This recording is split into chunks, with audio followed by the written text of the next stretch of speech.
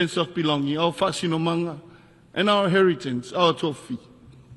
Village boundaries were marked by age of oak banyan trees on the mountain ridges and extend to the protruding reef, such as the values that make us a distinct people, where our history, traditions, identity, livelihoods, and everyday lives are intimately connected to our precious island ecosystem, underpinned by our unique communal Samoa culture and traditions.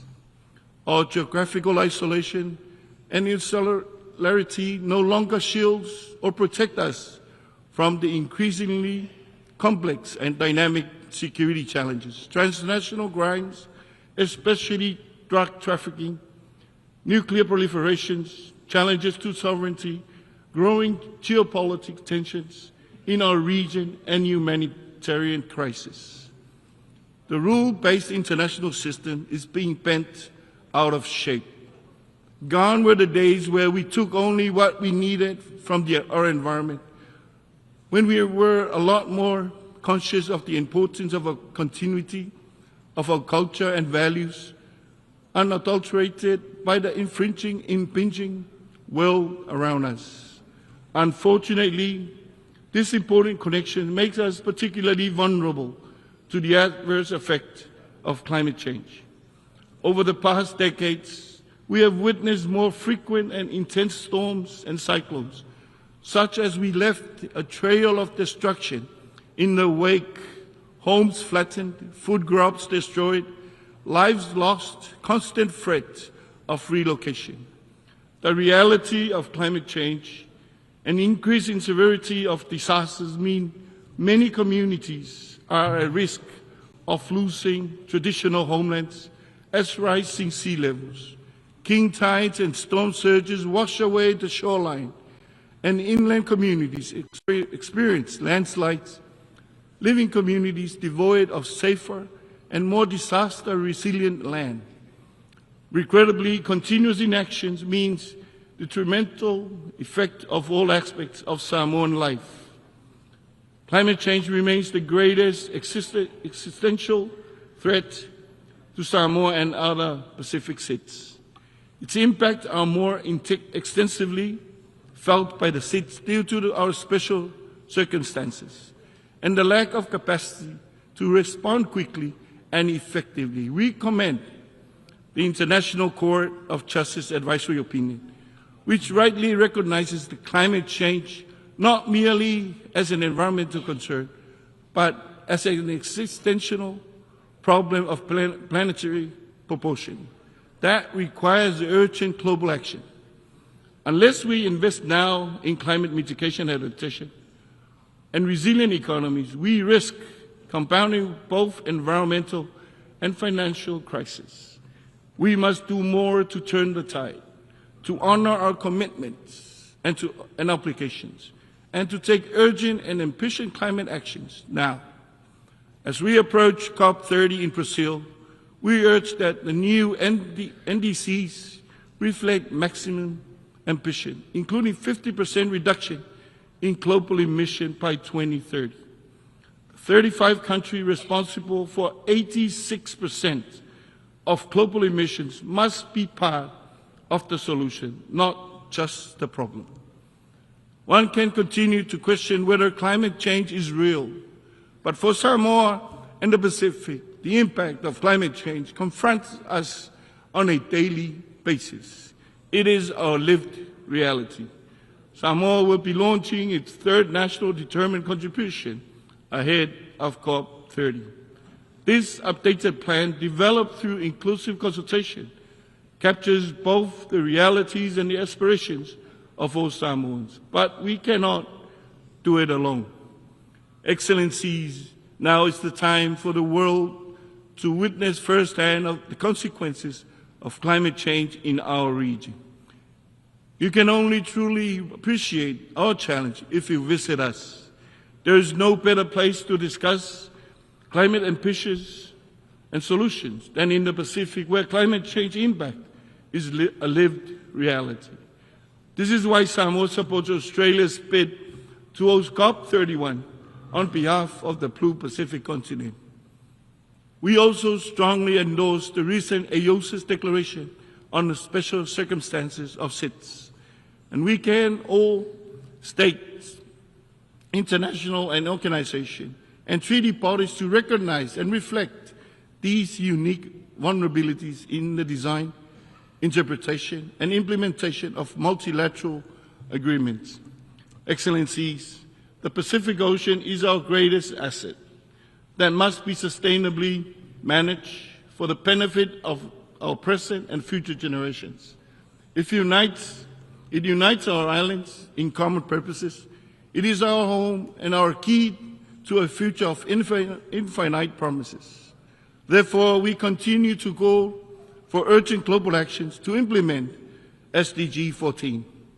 The third UN Ocean Conference in Nice marked in our global ocean journey, but much more needs to be done.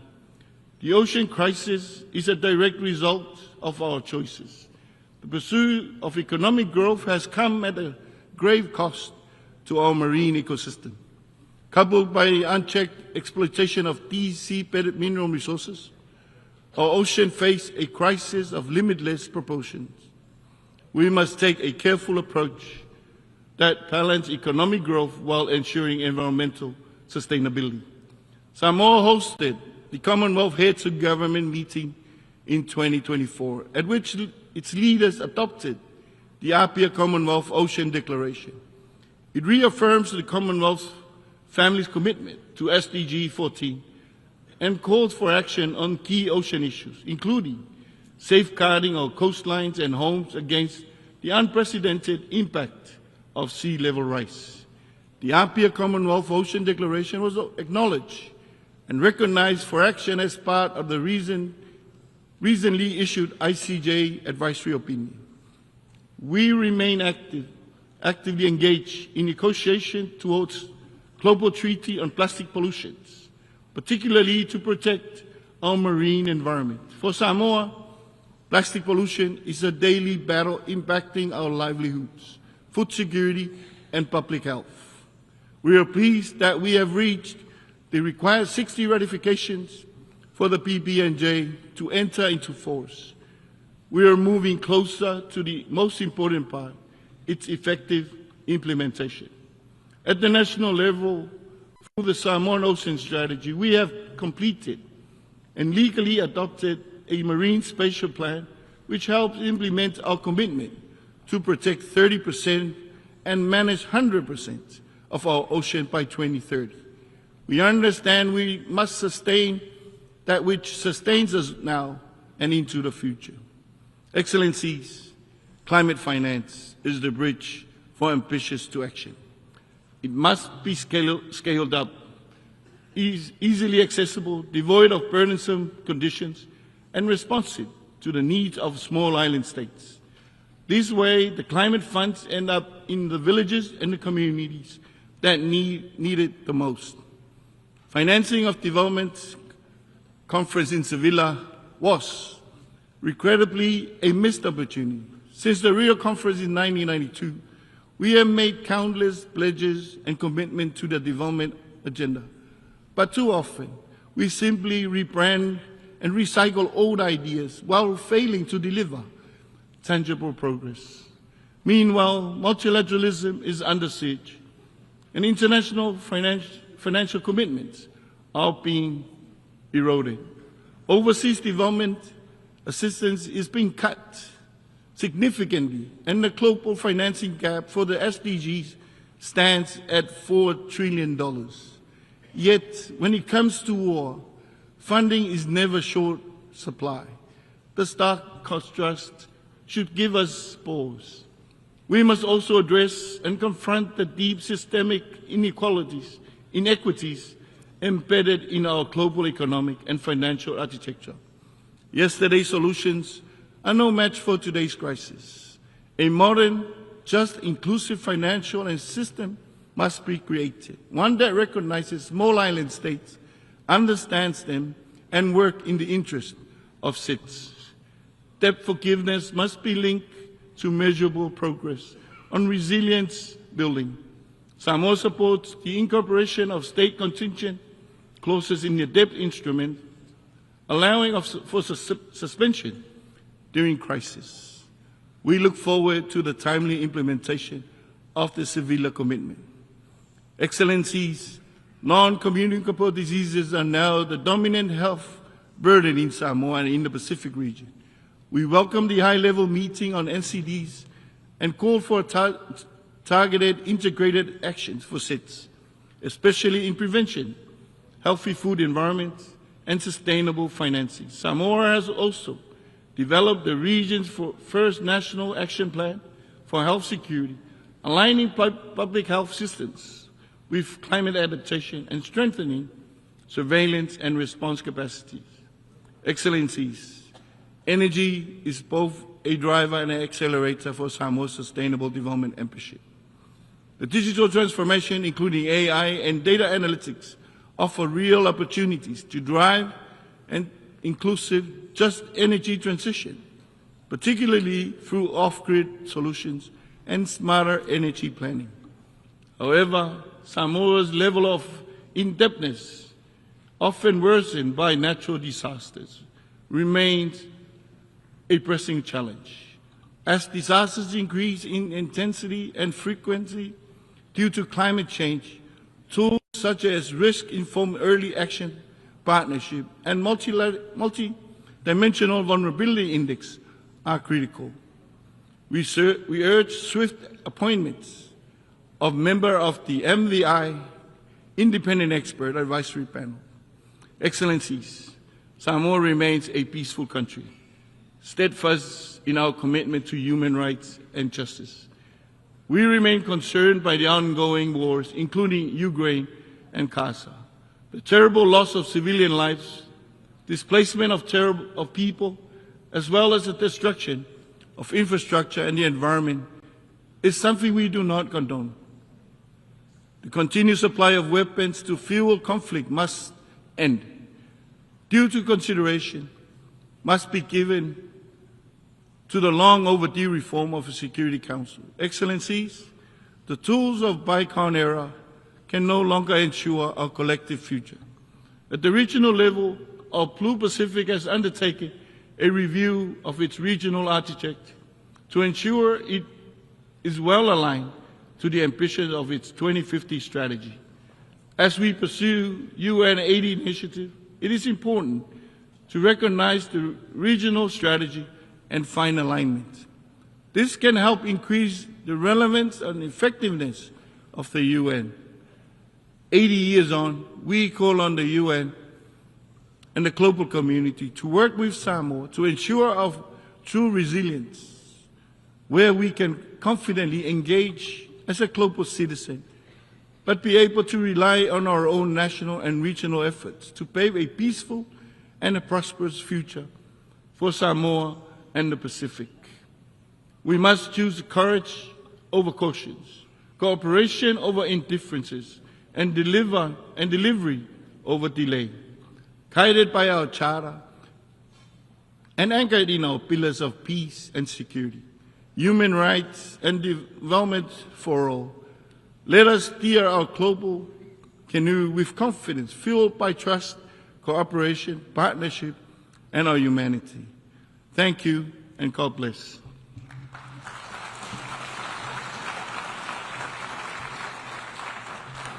I thank the Deputy Prime Minister of Samoa.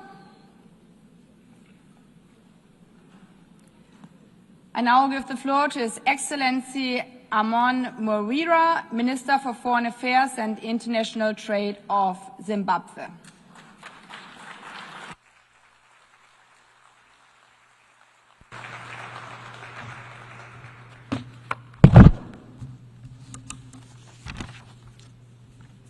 Your Excellency Ms. Annelina Baerbock, President of the 80th Session of the United Nations General Assembly, Your Majesties, Your Excellencies, Heads of State and Government, the Secretary General of the United Nations, Mr. Antonio Guterres, distinguished delegates, ladies and gentlemen, I'm humbled to issue this statement on behalf of His Excellency the President of the Republic of Zimbabwe, Dr. Idi Mnangagwa.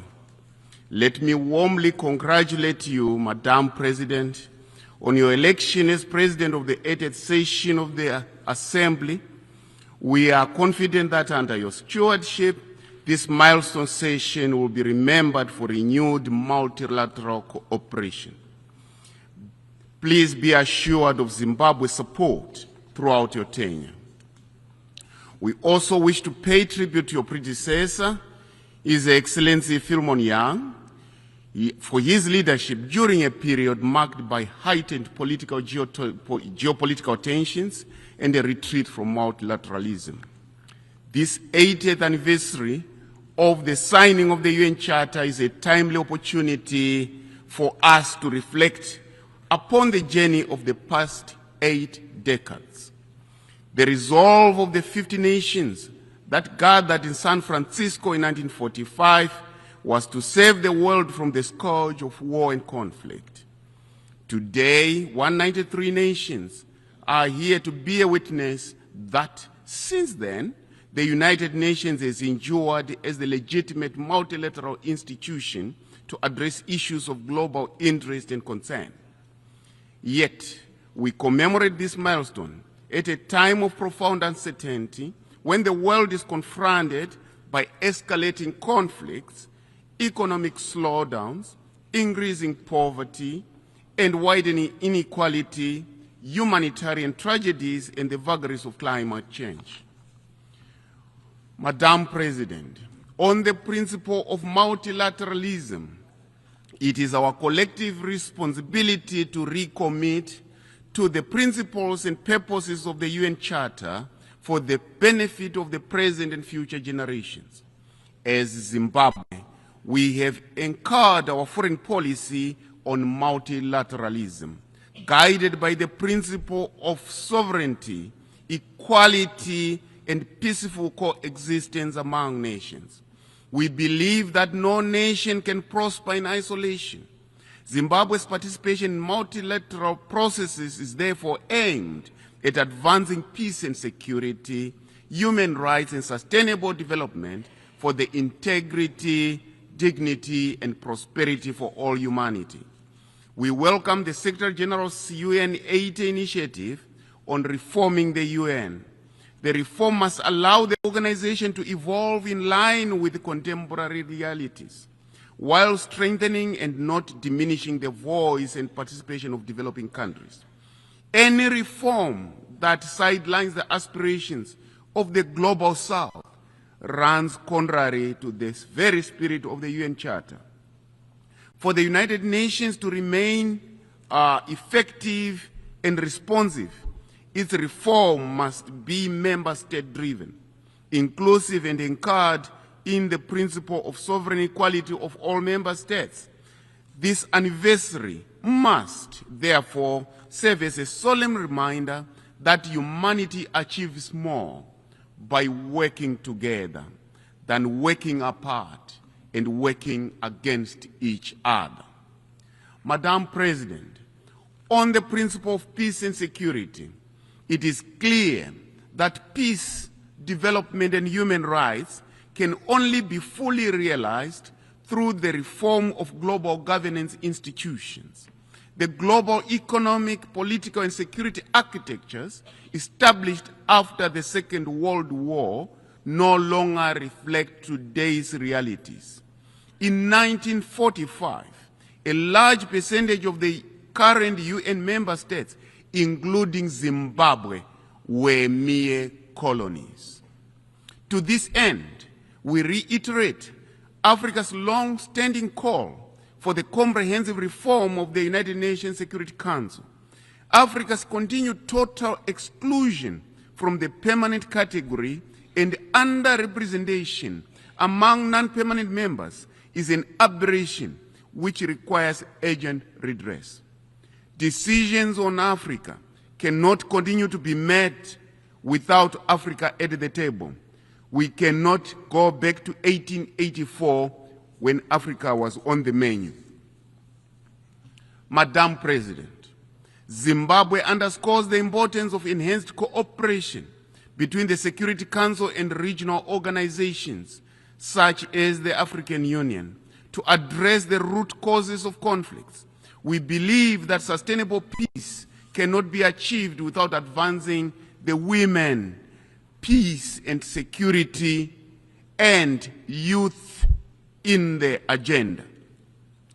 In our region, the Southern African Development Community, SADC, we emphasize inclusive peace processes.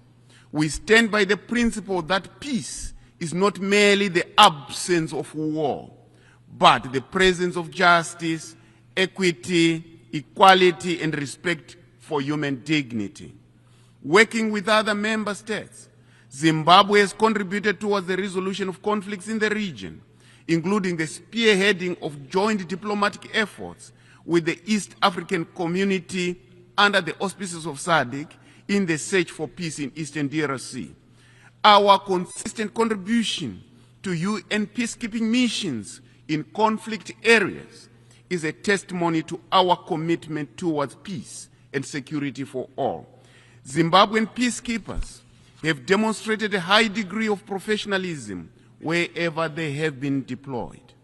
Guided by this legacy of commitment to peace, Zimbabwe has presented its candidature for a non-permanent seat on the United Nations Security Council for the term 2027-2028, determined to share its experiences and make its contributions in promotion of a safe and secure world for all. We trust that our candidature merits the invaluable support of all member states at the election to be held in June 2026. Zimbabwe pursues a doctrine of friend to all and an enemy to none. As such, we are ready and available to work with all members of the United Nations for a peaceful and just world. Madam President, Zimbabwe was born out of a protracted liberation struggle which was armed for freedom and independence, hence its continued solidarity with the people of Palestine and the Western Sahara in their justified search for self-determination. The Palestinians have endured severe, sustained, and systematic injustices under the glare of the international community. This cannot continue. Time has come for the establishment of a lasting peace in the Middle East, especially the implementation of the two-state solution for the peaceful coexistence of both Israel and Palestine. Madam President, on the issue of sustainable development, Zimbabwe has a doctrine of leaving no one and no place behind, which defines the core of our national development trajectory. Guided by our national development strategy, we are undertaking comprehensive reforms and targeted investments to transform and build our country brick by brick, stone by stone, resulting in consistent GDP growth of around 6% for the past few years. Reforms to our critical economic sectors, including agriculture, mining, tourism, and manufacturing, have resulted in significant levels of investment, positively changing the lives and livelihoods of our people. Strengthening our social protection frameworks remain a top priority. The empowerment of women, youth, and persons with disabilities, enhanced inclusivity, and the broad participation in national development processes by all citizens. In addition to Zimbabwe's efforts, is its mainstreaming climate action across all development planning processes.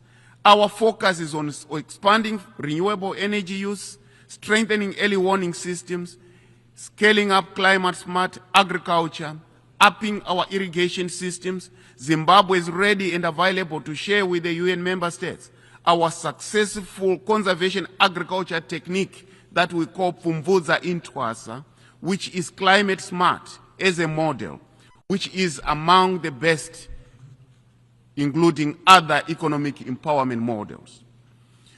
Madam President, we reaffirm our commitment to the Paris Agreement and the principle of common but differentiated responsibilities. As we approach COP30, Zimbabwe calls on all states to demonstrate greater ambition, by enhancing their nationally determined contributions.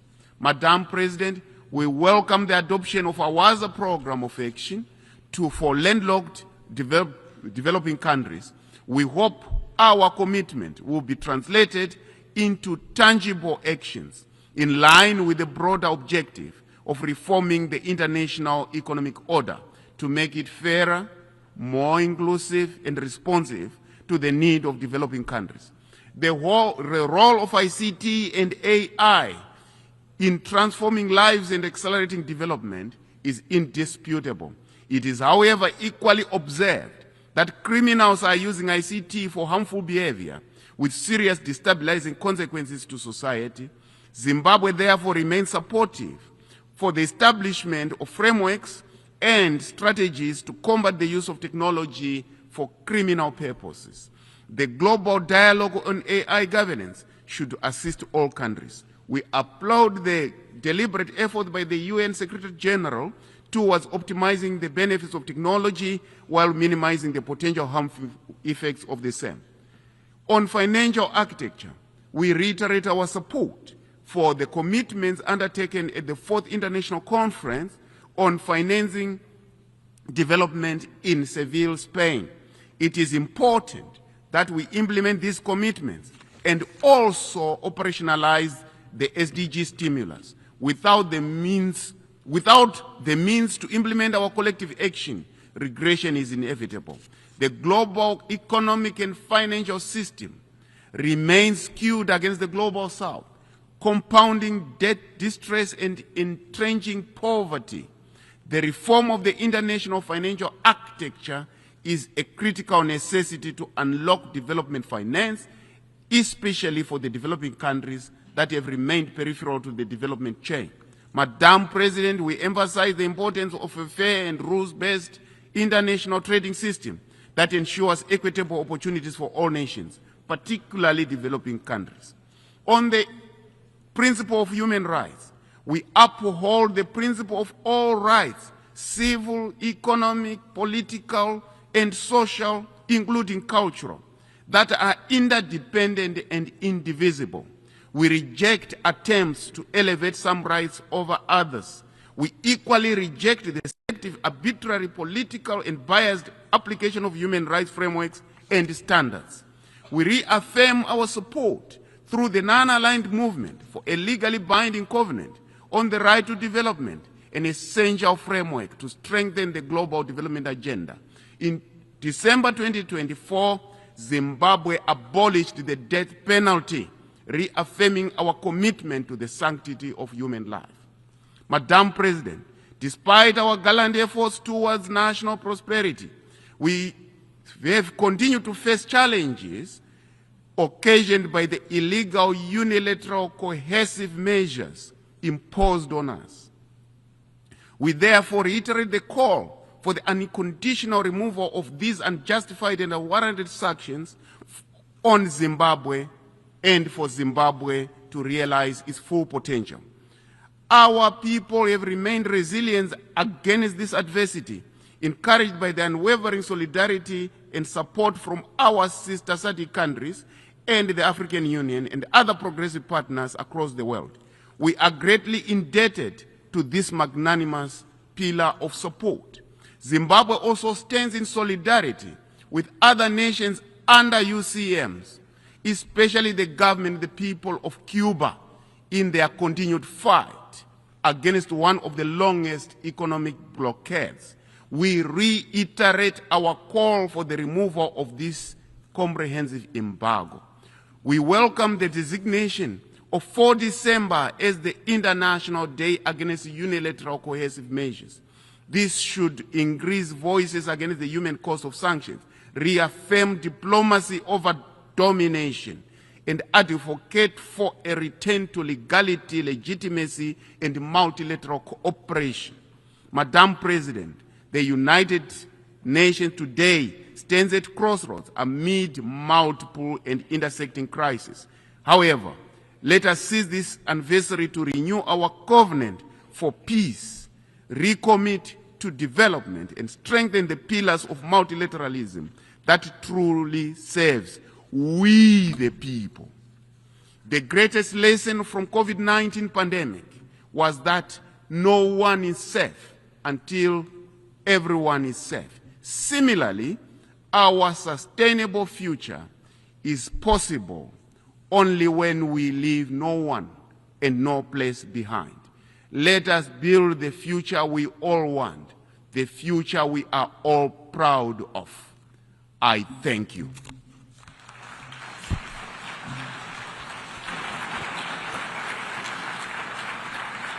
I thank the Minister for Foreign Affairs and International Trade of Zimbabwe.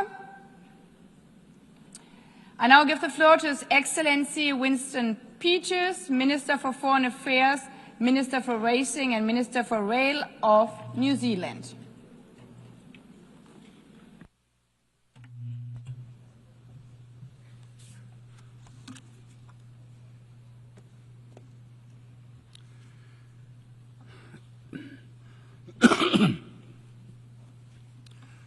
Madam President, 12 months ago, when delivering New Zealand's national statement, we said that never has it been more apparent just how much political leadership is required to respond to the international challenges we face. Political leadership is needed to restore trust in our domestic and international institutions, forge unity, maintain fragile social cohesion, and fill the gaps when the international community, through the United Nations, proves unable to. Traversing events during the past year, that leadership gap has only grown. The international order that has sustained peace for the past 80 years stands on the precipice of breaking down. The shift in the international order from rules to power continues its malignant path, while the Security Council is effectively paralysed on many of the acute geopolitical challenges it faces. This inability to act, largely a product of the veto power by the Permanent Five, impacts deeply on perceptions of the United Nations' broader legitimacy. And for a small state like New Zealand, whose security and prosperity for the past 80 years has relied on a functioning multilateral system, the erosion of that system is hugely troubling and costly. The United Nations as an organisation has grown enormously since its creation 8 decades ago, but its effectiveness has not kept pace with this growth. So it has found itself a bigger target from those who question the breadth of its ambitions, or from those who want to weaken the multilateral system itself. The United Nations reform effort needs to rise to the scale of its current structural, fiscal and geopolitical challenges. We will play our part as co-chair of the Mandate Implementation Review, because New Zealand, as a small state, wants the United Nations to carry out bold reforms that can restore its standing with member states. New Zealand is deeply troubled by the humanitarian disasters we see globally. While the international community's focus is rightly dominated by the suffering in Gaza and Ukraine, humanitarian crises in countries like the Democratic Republic of Congo, Syria, Sudan and Myanmar lead us to a deeper concern. Our concern is that the effects of large-scale violence, displacement and famine will create further intergenerational cycles of violence in countries already racked by political instability and conflict. Nearly 17 million people require humanitarian aid in Syria, with a similarly large number displaced. Over 21 million Congolese require humanitarian support. In Sudan, more than 30 million people, some 65% of its population, require urgent humanitarian aid and protection. Basic services have collapsed, vaccination rates plummeted, and violence, including sexual violence, are endemic. Some 13 million Sudanese people have been displaced from their homes. In Myanmar, over 3.5 million people are internally displaced and 22 million in need of humanitarian assistance, making it the worst humanitarian crisis in Southeast Asia. These bold numbers are shocking to contemplate because they say that in too many places our shared humanity is held in contempt or worse. We need leadership that creates possibilities, not extinguishes them. Leadership that persuades rather than controls. And leadership that appeals to our better angels, not our worst instincts. We most of all need leadership that meets the common desire for shelter, sustenance, to live in peace, feel secure, and to live with the hope that their children will flourish. Most of all, we need leadership that is courageous. It was courageous leadership that saw Egyptian President Anwar Sadat address the Israeli Knesset in Jerusalem in November of 1977 to extol peace. Sadat will pay the ultimate sacrifice for his courage, but his country and Israel have benefited from his courage in the decades since. In that speech, Sadat said, and I quote, "The struggle which took us from war to war, from victims to more victims, until you and we have today reached the edge of a horrible abyss and a terrifying disaster unless together we seize this opportunity today of a durable peace based on justice." End of quotes. We again are on the edge of a horrible abyss in Gaza. But where, we ask, is the quality of leadership that can pull Israelis and Palestinians back from the abyss to project hope to the victims of this intolerable violence? Because without hope, the cycles of violence that fuel and perpetuate this never-ending conflict will not end. It will instead be a terrorist breeding ground, creating the next generation of recruits for those who only hate. That is the current context which the New Zealand government is considering the vexed question of Palestinian statehood. New Zealand is an enduring supporter of the two-state solution and Palestinian self-determination. Our long-standing policy is that Palestinian state recognition is a matter of when, not if. Now, we noted the announcements by some countries in July and August that they intended to recognise Palestinian statehood this week, now confirmed. We have also closely observed the Israeli government's actions in Gaza and on the West Bank following these earlier announcements. And we have listened carefully to the arguments made earlier this week at the Two-State Solution Conference. Palestinian statehood recognition is, however, uniquely complicated given it is embedded in a seemingly intractable, never-ending conflict situation. Very few New Zealanders can recall any period of sustainable peace in the Middle East during their lifetimes. And while New Zealand is furthest away from that conflict in the Middle East, we also acknowledge the strongly held views people have about it. New Zealanders were appalled by the barbarity of Hamas' attack on Israel citizens on October 7, 2023, the worst massacre in Israel's history, and Hamas have no plan and no place in any future Palestinian state. They know only hate. Today, nearly 2 years on from the horror inflicted that day, including the continued holding of Israeli hostages by Hamas, we are shocked to our core by harrowing images of famine in Gaza. We are also revolted by what can only be described as a grossly disproportionate response from the Israeli government. However, there is an old saying about a musical instrument that sums up well the vexed question of Palestinian statehood recognition.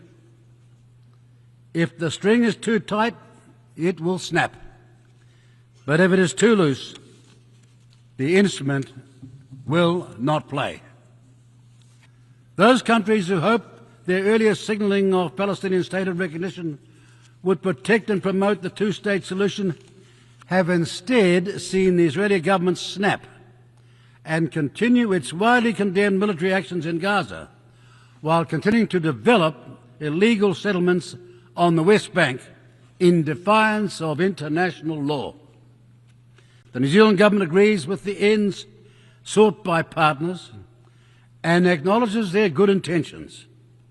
We commend to the leadership efforts of those countries trying to bring an end to the violence through their diplomatic efforts.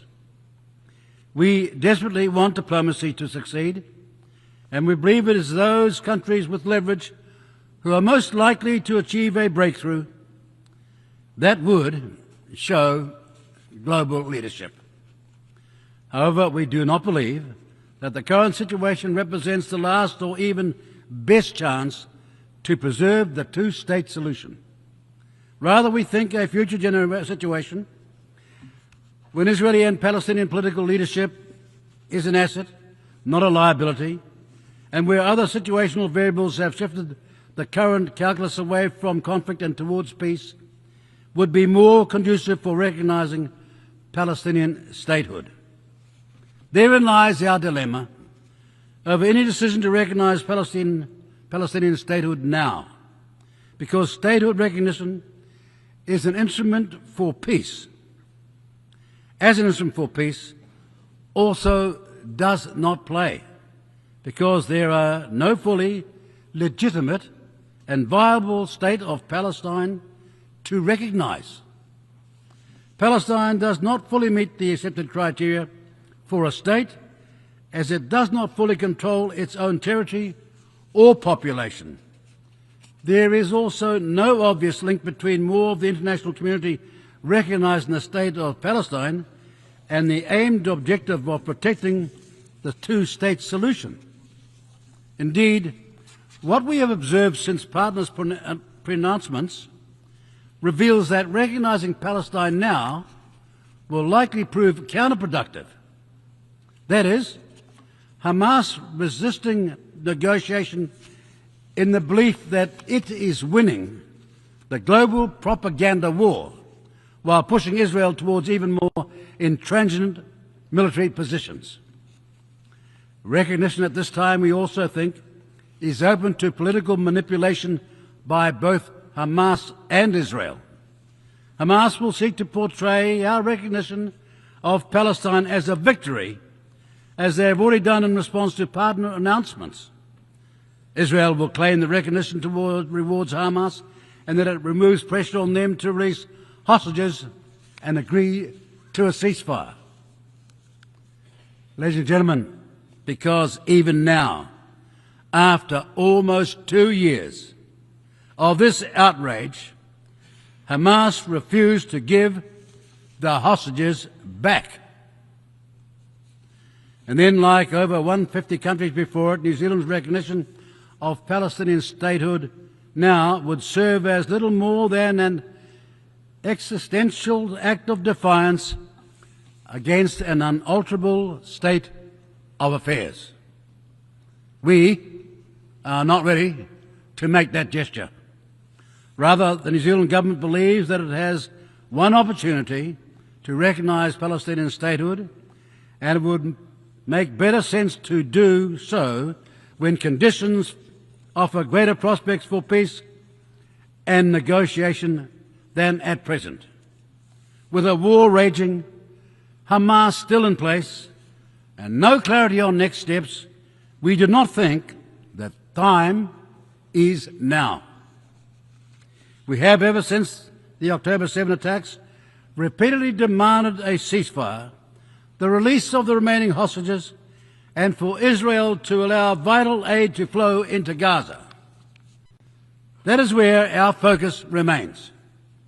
To that end, today, the New Zealand Government announces a further significant financial contribution to support the humanitarian crisis in Gaza.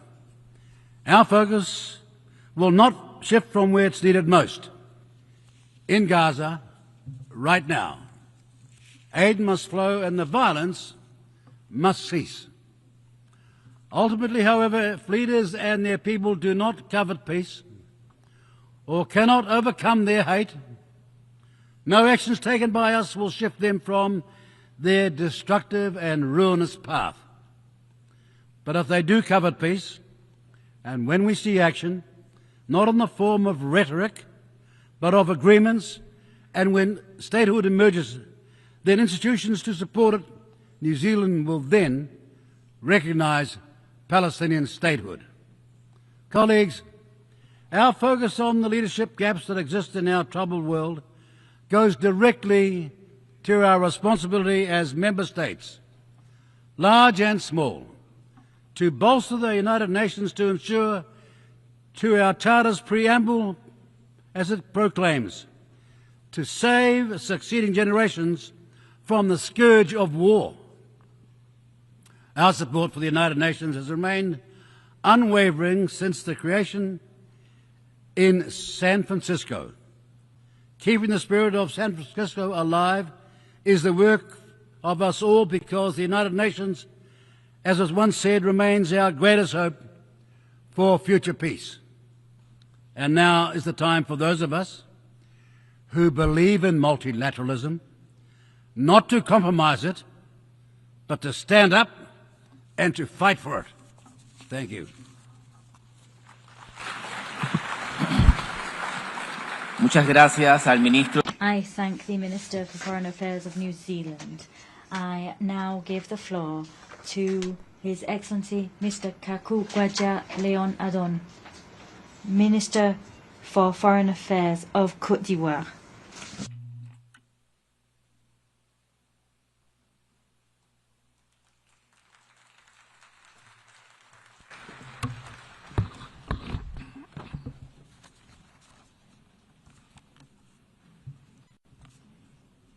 Madame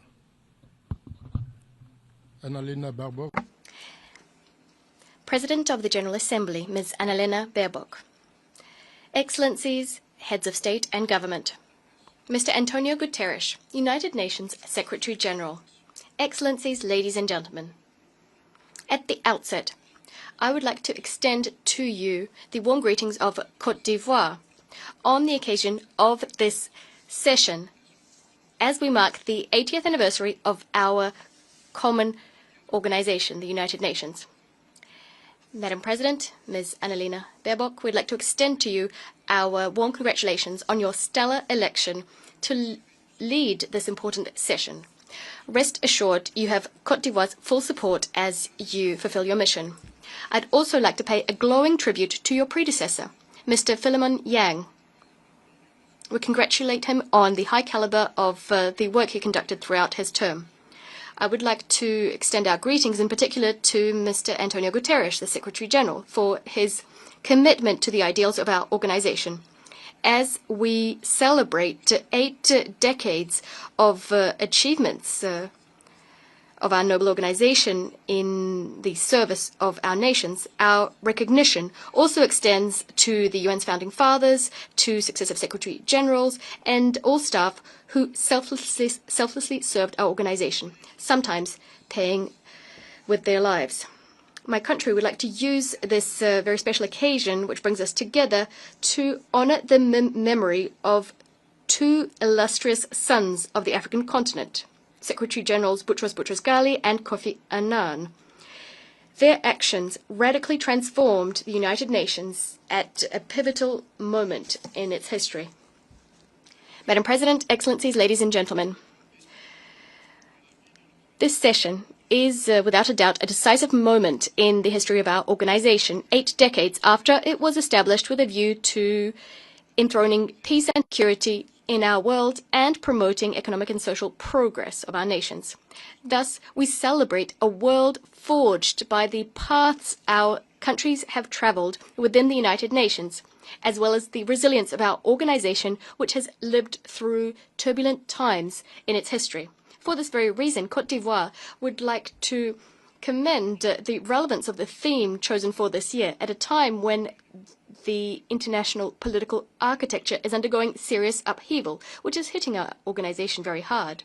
Ever since it was established in 1945, the United Nations, propelled by the faith of its member states in multilateralism and international solidarity, as well as their determination to build a better world than that was bequeathed to them by the Second World War, well, the organization has managed to make great progress in discharging its mandate. Against this backdrop, the United Nations shaped the fates of many people and countries by contributing to them acceding to independence and international sovereignty.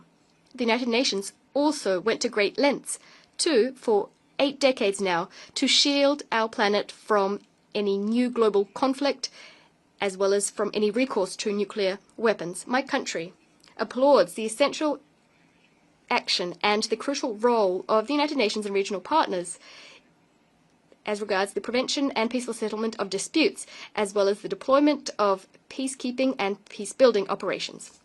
In a similar fashion, Côte d'Ivoire welcomes the fact that it has been able to contribute to various UN missions over the last few years. We are also proud to be a party to most chemical, biological, and nuclear ban and elimination treaties. At a time when conflicts and disputes have not abated, the United Nations have constantly been the best framework for our common efforts aimed at peace and security. The commitments helped us to prevent and to circumscribe many a conflict. Nonetheless, they didn't always produce the expected results, nor did they always prevent tragedies. I'm referring in particular to the genocide of the Tutsis in Rwanda between April and July 1994, which left an indelible impression on humanity. And I'd like to recall the pressing need to work together against all forms of conflicts and armed crises. President, ladies and gentlemen, as regards development and social progress, the United Nations rallied all partners behind vast initiatives aimed at supporting developing countries. This unswerving, multifaceted support from the United Nations helped many countries to establish their vital social sectors, education, health, and to accelerate the fight against poverty, hunger, global warming, and the various inequalities which sap their progress. Furthermore, in keeping with the mobilization promoted by the United Nations, decades of commitments on the part of the Bretton Woods institutions, the World Bank, and the IMF have broadened the spectrum of resources being funneled to the development of our countries. My country, Côte d'Ivoire, welcomes important initiatives launched by the United Nations, in particular the International Development Decades, the Millennium Development Goals, the Sustainable Development Goals, and the Paris Agreement covering climate change. In a similar vein, Côte d'Ivoire applauds the multifaceted humanitarian activities of the United Nations, which regularly save thousands of lives in instances of natural disasters and conflicts affecting many countries. Indeed, thanks to its specialized agencies, in particular the WFP, the HCR, the WHO, UNICEF, and OCHA, the United Nations remains the best structured, most universal global humanitarian assistance actor, a powerful symbol of international solidarity, that advocated for by the UN Charter. Decades of action, that's what we're celebrating throughout this session. They offer my country an opportunity to take stock of the important role played by the United Nations in strengthening the exercise of human rights and democracy the world over, as well as the United Nations' vast efforts aimed at ensuring respect for international law, which is the very bedrock for peaceful relations imbued with solidarity, bringing together different countries. President, Excellencies, ladies and gentlemen, after 80 years in existence, our organization today finds itself at a crossroads. It is confronted with the most serious liquidity crisis in its history, as well as an unprecedented crisis of trust, in particular a crisis of trust in the Security Council. Under these conditions, the coming decades will throw up major challenges which will put to the test the organization's capacity to respond to people's expectations and to fulfill its mission. Given the world's unpredictable trajectory and the weakening of multilateralism, there is a pressing need now more than ever to restore the effectiveness of the United Nations on the basis of inclusive and equitable multilateralism. With this in mind, my country invites member states to reclaim the ideals enshrined in the UN Charter, as well as the constraints that fall to them as regards Charter implementation. We call on member states to revive solidarity which has always steered our actions.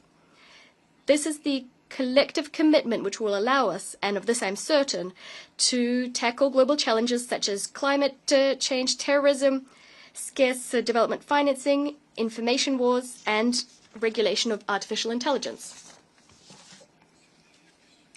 Regarding the latter, a source of many hopes and fears, Côte d'Ivoire welcomes the adoption of the Pact for the Future and the annexes thereto, as well as the Global Digital Compact, regulating the use of artificial intelligence, AI. We call for the adoption of binding universal standards so as to regulate the use of AI and digital technologies to ensure that it is used to achieve development for the benefit of all. The UN's effectiveness during this critical period calls for, as a matter of priority, the completion of Security Council reform.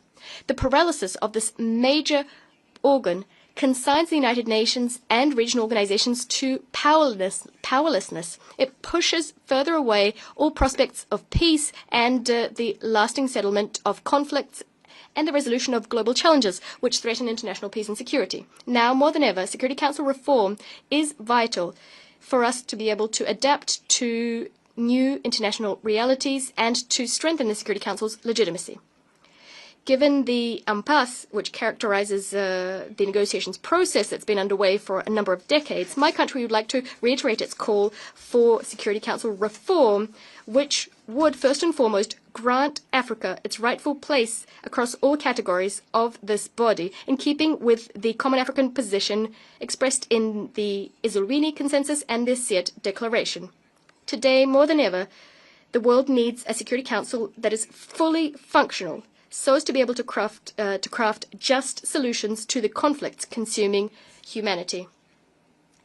The reform impetus, which aims to mark the renewal of multilateralism, must also extend to global economic and financial governance through the reform of the Bretton Woods institutions and, more broadly, international financial architecture. Côte d'Ivoire welcomes Africa's accession to the G20, a major step forward. We call for everyone to courageously rally, especially our bilateral and multilateral partners, to rally so as to make up for the precipitous drop in the resources being allocated to financing development, especially in the countries of the South. President, Excellencies, ladies and gentlemen, under the leadership, the visionary leadership of His Excellency Mr. Alassane Ouattara, the President of the Republic of Côte d'Ivoire, we remain resolutely committed to respecting our obligations stemming from the UN Charter. We are attentive to the impact of geopolitical upheaval that is fracturing our world. Despite this downcast international context, Ivorians are tirelessly continuing their efforts so as to complete the process of building a stable, inclusive, resilient, and prosperous nation. On this note, my country would like to once again express its recognition and gratitude to the United Nations, which, thanks to the United Nations operation in Côte d'Ivoire, UNOSI, contributed to the restoration of peace after a decade of socio-political crisis in my country. On security, Côte d'Ivoire is currently a secure country. Today, we are welcoming, under decent conditions of dignity, thousands of people who are fleeing terrorist attacks in the Sahel region. Turning now to the economy. My country's GDP growth is dynamic. The Alassane Ouattara government is taking action to accelerate the structural economic transformation of my country, making Côte d'Ivoire more competitive, equitable, and inclusive. Within this framework, ambitious policies to reduce poverty and to improve the living conditions of Ivorians, in particular the most vulnerable, have meant that Côte d'Ivoire is in the top 3 countries in terms of Sustainable Development Goal Index progress. This is between 2015 and 2024. Moreover, we've significantly invested in human capital over the last few years. This has meant that Côte d'Ivoire has shown the biggest improvement in Africa, reaching 4th place in the world's Human Development Index. Our political environment is peaceful thanks to the dialogue that the government has been continuously promoting since 2011, as well as thanks to large-scale reforms modernizing our political life, thanks to which political parties and our civil society are freely conducting their work throughout our territory. The human rights state of affairs is satisfactory. It is being consolidated thanks to the reaffirmed independence of the judiciary, as well as to the strengthening of our regulatory and institutional framework, as well as streamlined access to justice. Madam President, following over a decade characterized by significant economic and social reforms, as well as large-scale infrastructure projects which transformed Côte d'Ivoire's image, laying the groundwork for irreversible development, our country now intends to work on locking in democratic values and consolidating institutions. On this note, we are emphasizing the definitive entrenchment of the rule of law in our country, especially as regards the practice of politics, so as to ensure that democracy and peace are irreversible, preserved for the benefit of our young people and future generations. It is in this spirit that this spirit is what characterizes the electoral process underway in the run-up to the presidential election scheduled for 25th October 2025. Everything is being done to ensure that this vote, which consecrates my country's democratic maturity, takes place as transparently and peacefully as possible. I thank you for listening to me so graciously. Muchas gracias al señor. I thank the Minister of Foreign Affairs of Côte d'Ivoire. I now give the floor to His Excellency Mr. Abdulatif bin Rashid Al Sayani, Minister for Foreign Affairs of Bahrain.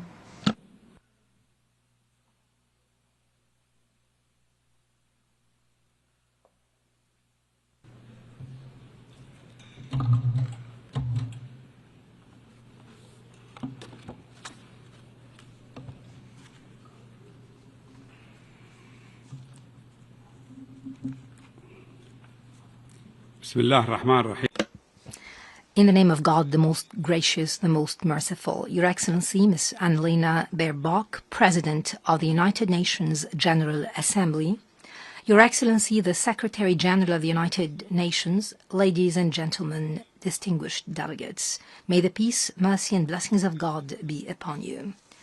It gives me great pleasure to congratulate you, Your Excellency, on your election as President of this session, wishing you every success in conducting its work. I would also like to thank Your Excellency, the Secretary General, Mr. Antonio Guterres, for his tireless efforts to strengthen the role of the United Nations in addressing contemporary international issues. Madam President, this 80th session of the General Assembly is convened while the world is facing accelerating transformations and complex challenges. This includes geopolitical tensions, armed conflicts, climate change, and major political and economic crises.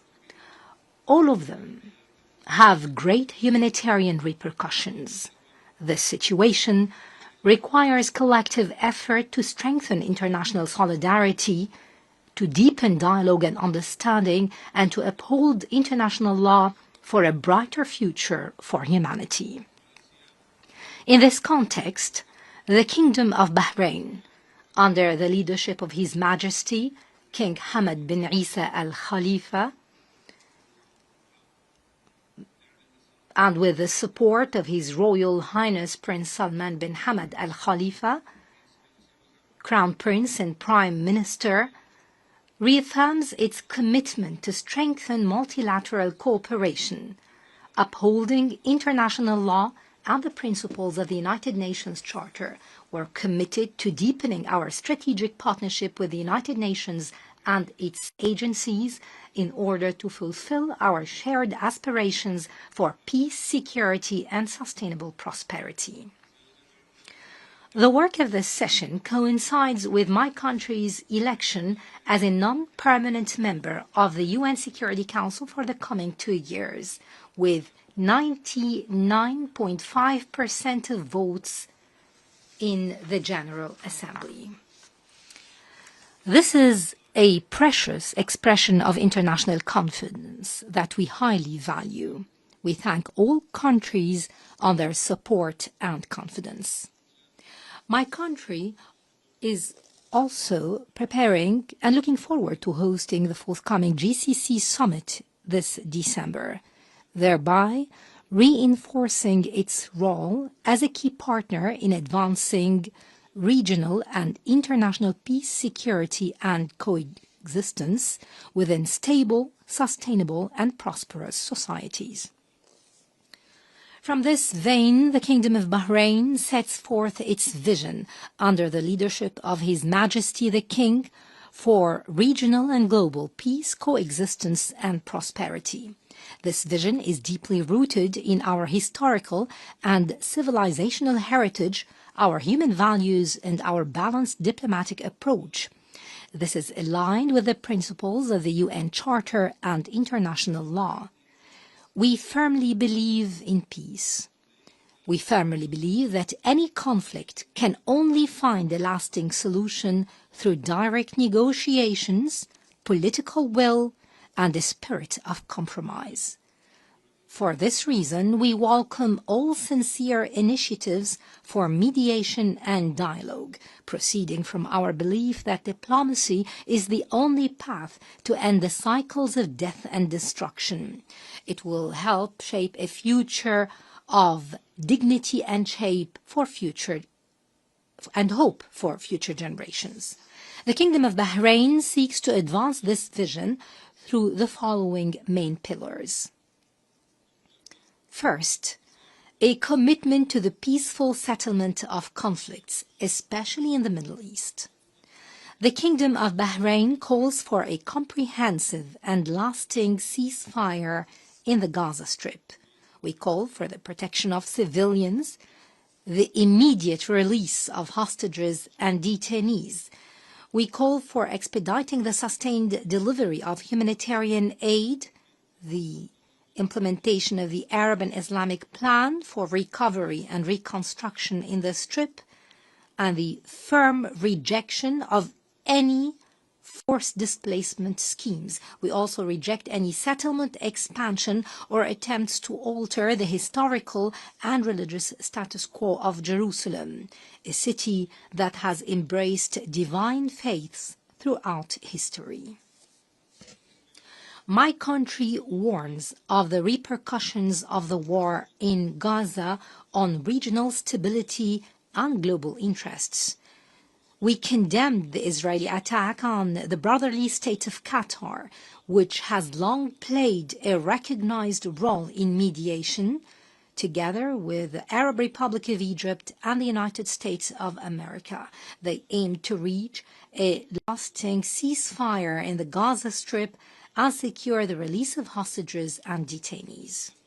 Accordingly, my country calls for negotiations and diplomatic solutions as the path to resolving the Palestinian question in line with the rules of international law and the UN Charter. We urge the international community to respond to the initiative endorsed by the 33rd Arab Summit, the Bahrain Summit, that calls for an international peace conference in the Middle East. This would lead to direct negotiations leading to a comprehensive and sustainable solution to the Palestinian-Israeli conflict. The Kingdom of Bahrain welcomes the decision of the General Assembly to endorse the New York Declaration on the Peaceful Settlement of the Palestinian Question and the implementation of the two-state solution. We commend the growing international recognition of the State of Palestine and the concerted efforts undertaken by the Kingdom of Saudi Arabia and the French Republic in this regard. Bahrain further emphasizes the need for peaceful solutions to the crises in Syria, Lebanon, Sudan, Libya, Yemen, Somalia, and beyond, in a manner that guarantees their sovereignty, unity, and territorial integrity. It must also secure their people's rights to stability and sustainable development. This approach is based on the principles of good neighborliness, non-interference in internal affairs of other countries, and the rejection of the use of or threat of use of force. The Kingdom also affirms the importance of joint action to rid the Middle East of weapons of mass destruction. It should be spared the risks of any arms race or military escalation. We call for the resumption of U.S.-Iranian negotiations to resolve the Iranian nuclear file in a manner that promotes global peace and security. The second pillar is the promotion of a culture of peace, tolerance, coexistence, and dialogue between religions and cultures. This would be pursuant to the principles of the Kingdom of Bahrain Declaration on Freedom of Religion and Belief. We call for an international convention to combat religious hate speech and racism, and banning the abuse of digital platforms to incite extremism, radicalism, or terrorism. Turning to the third pillar of the Kingdom of Bahrain's vision, it is related to strengthening international strategic partnerships for security, peace, and prosperity. In this regard, we take pride in the comprehensive Security, Integration, and Prosperity Agreement, CCPA, signed between the Kingdom of Bahrain and the United States of America, along with the United Kingdom. His Royal Highness, the Crown Prince and Prime Minister, described it as a launching point for a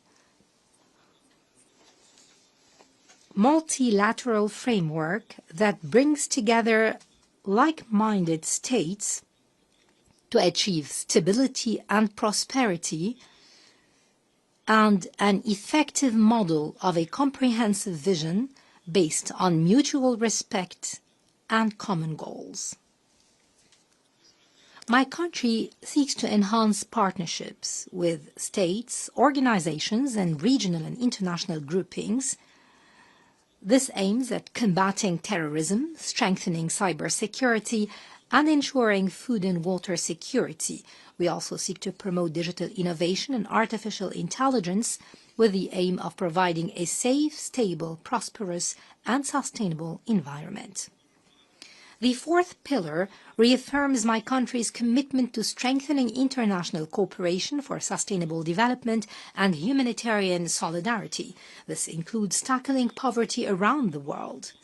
The Royal Humanitarian Foundation in the Kingdom of Bahrain undertakes the implementation of numerous health, education, and relief projects worldwide.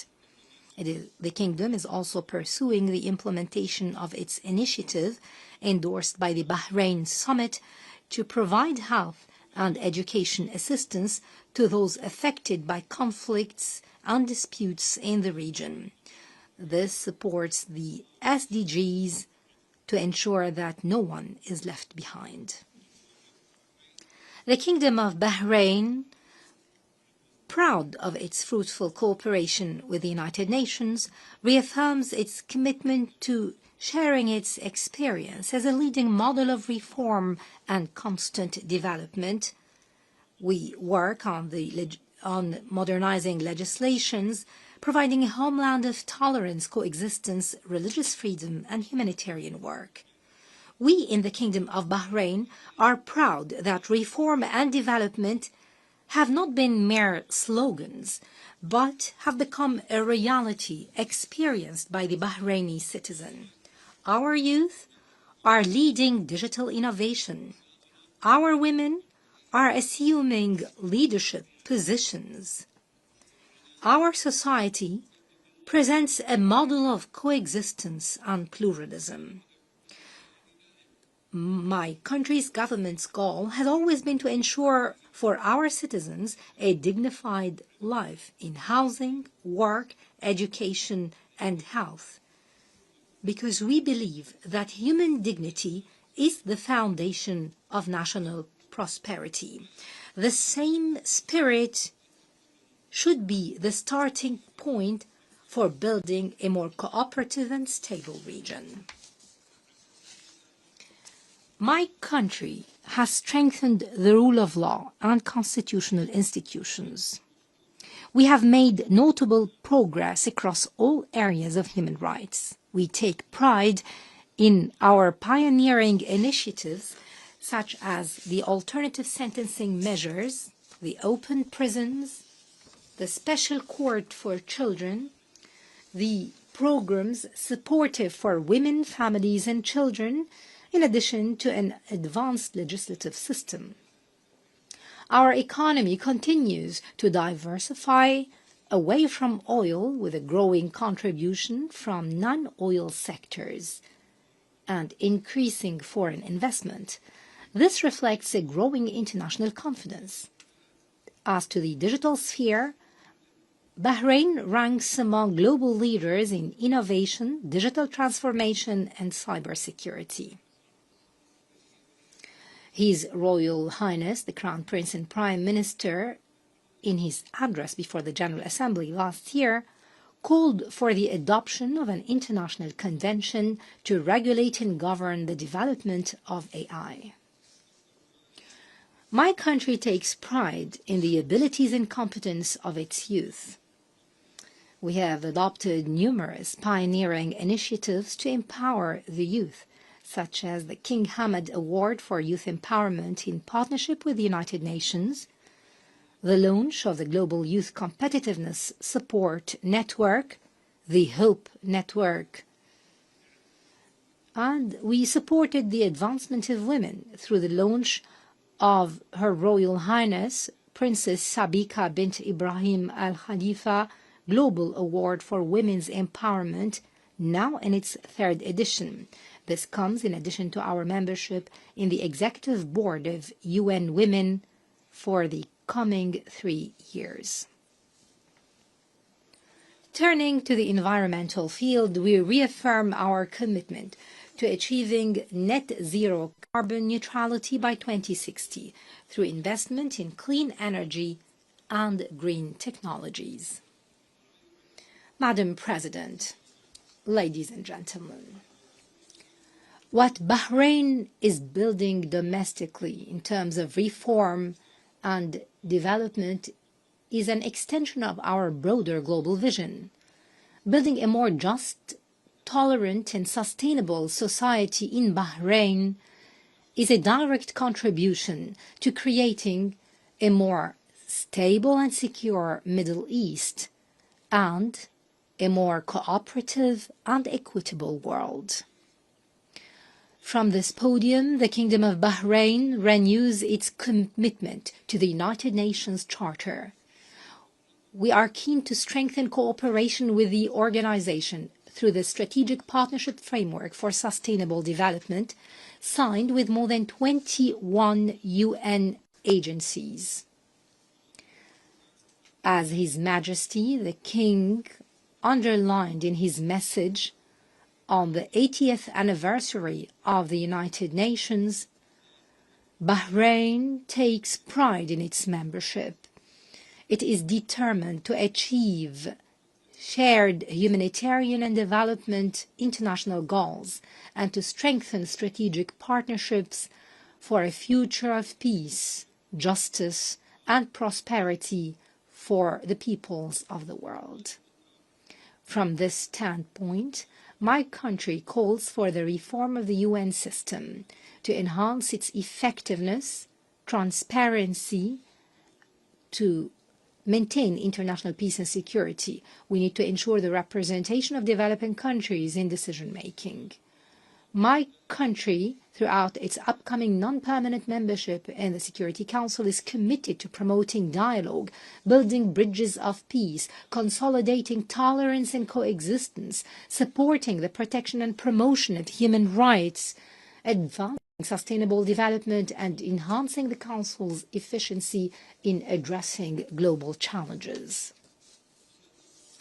The decisions we take in this session do not only shape our present, but will determine the fate of generations yet unborn.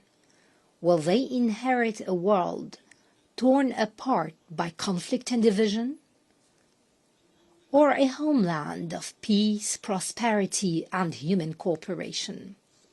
Let us work together to realize the essence of this session's theme: better together.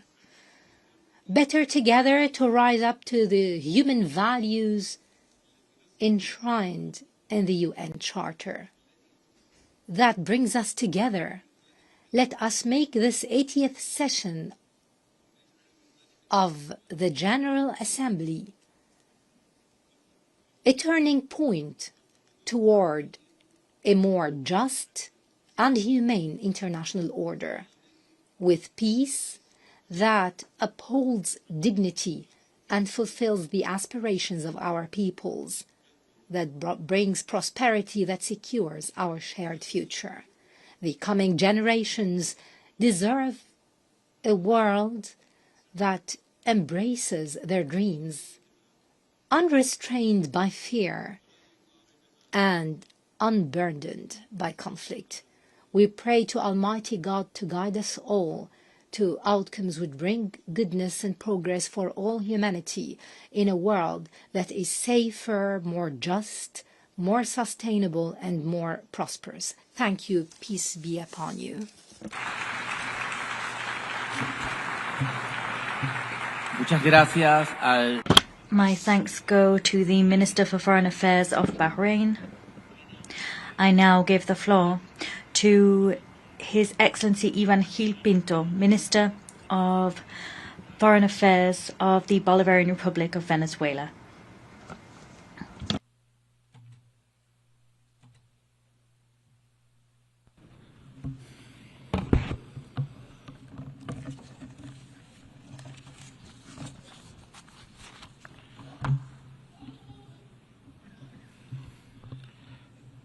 Señor Presidente, Mr. President, Venezuela stands here talking to the world with a sense of truth.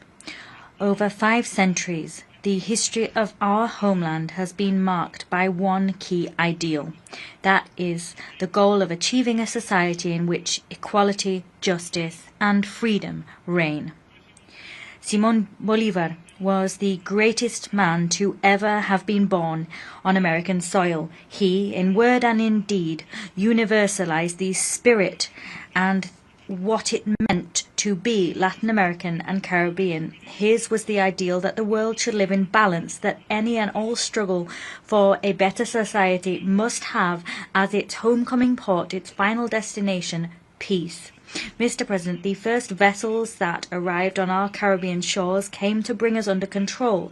They subjugated our ancestors for 300 years. More than 90 million indigenous inhabitants were exterminated. There began our long struggle to resist colonialism and humiliation. 3 centuries later, the Liberation Army, comprising black people, indigenous peoples, white people, mestizos, it was an army in which slaves, peasants, and free men from across the continent stood side by side as equals. They came up from the coasts of the Caribbean Sea and rose up to Ayacucho and its mountains to free South America once and for all. Mr. President, we have been a country that has learned to struggle for its own destiny and control thereof. In the 20th century, we saw the beginning of a blockade on our coastlines in the Caribbean Sea and a coup d'etat against our nationalist general, Cipriano Castro, that was financed by oil companies and the government of the United States. The 20th century was one of bitter disputes between the ideal held by a nation that demanded the sovereign right to enjoy its own wealth for its own development and puppet governments that subjugated the country to foreign and imperialist interests. These governments sold our nation down the river and as such plunged Venezuela for decades into the most abject misery, poverty and repression. It was at the end of last century, in 1999, that the Venezuelan people succeeded in giving shape to the historic strength it had built up over decades of struggle. They ushered in a project for an independent, just and sovereign nation. That project drew upon the original ideals of Bolívar and was led by an extraordinary leader, Commander Hugo Chavez. And the project proved itself able to compel a people's movement to rise up to wage a peaceful and democratic revolution. Mr. President, since the very beginning, President Chavez bravely led a nationalist sovereign oil policy and undertook an epic journey to get OPEC back on its feet as a major multilateral instrument and a guarantee for global energy security. Today, 26 years later, global public opinion and the peoples of the world are acutely aware of everything done by the United States government to topple Commander Chavez and everything it did to lay waste to the historic project of liberation that's been supported and given new mandates time and time again by the Venezuelan people in 32 elections. With the passing of President Chavez, the people in myriad electoral and political events have reaffirmed their staunch support for the historic Venezuelan emancipation project, which is now in the hands of President Nicolás Maduro. It is also widely documented and known to all that war has been waged upon us in myriad forms. There is the criminal aggression that in the last decade has been waged against Venezuela to allow external powers to get their hands on Venezuela's natural resources and usher in a so-called regime change. There have been countless aggressions, Madam President, against Venezuela in recent years, actions seeking to destabilize the nation, plots, conspiracies. These included an assassination attempt using drones. There's been the economic war, whose most cruel form has been the 1,042 sanctions that are criminally imposed upon our oil industry and the productive sectors of our nation. We've also seen several incursions using mercenaries. In addition to all of the above, now we have an absolutely illegal and completely immoral military threat hanging over our heads. That threat is a violation of the United Nations Charter as well as of the rights of Venezuela as a sovereign state, and it is even a violation of the very laws of the United States itself. Venezuela thanks this General Assembly for the solidarity shown to it by the overwhelming majority.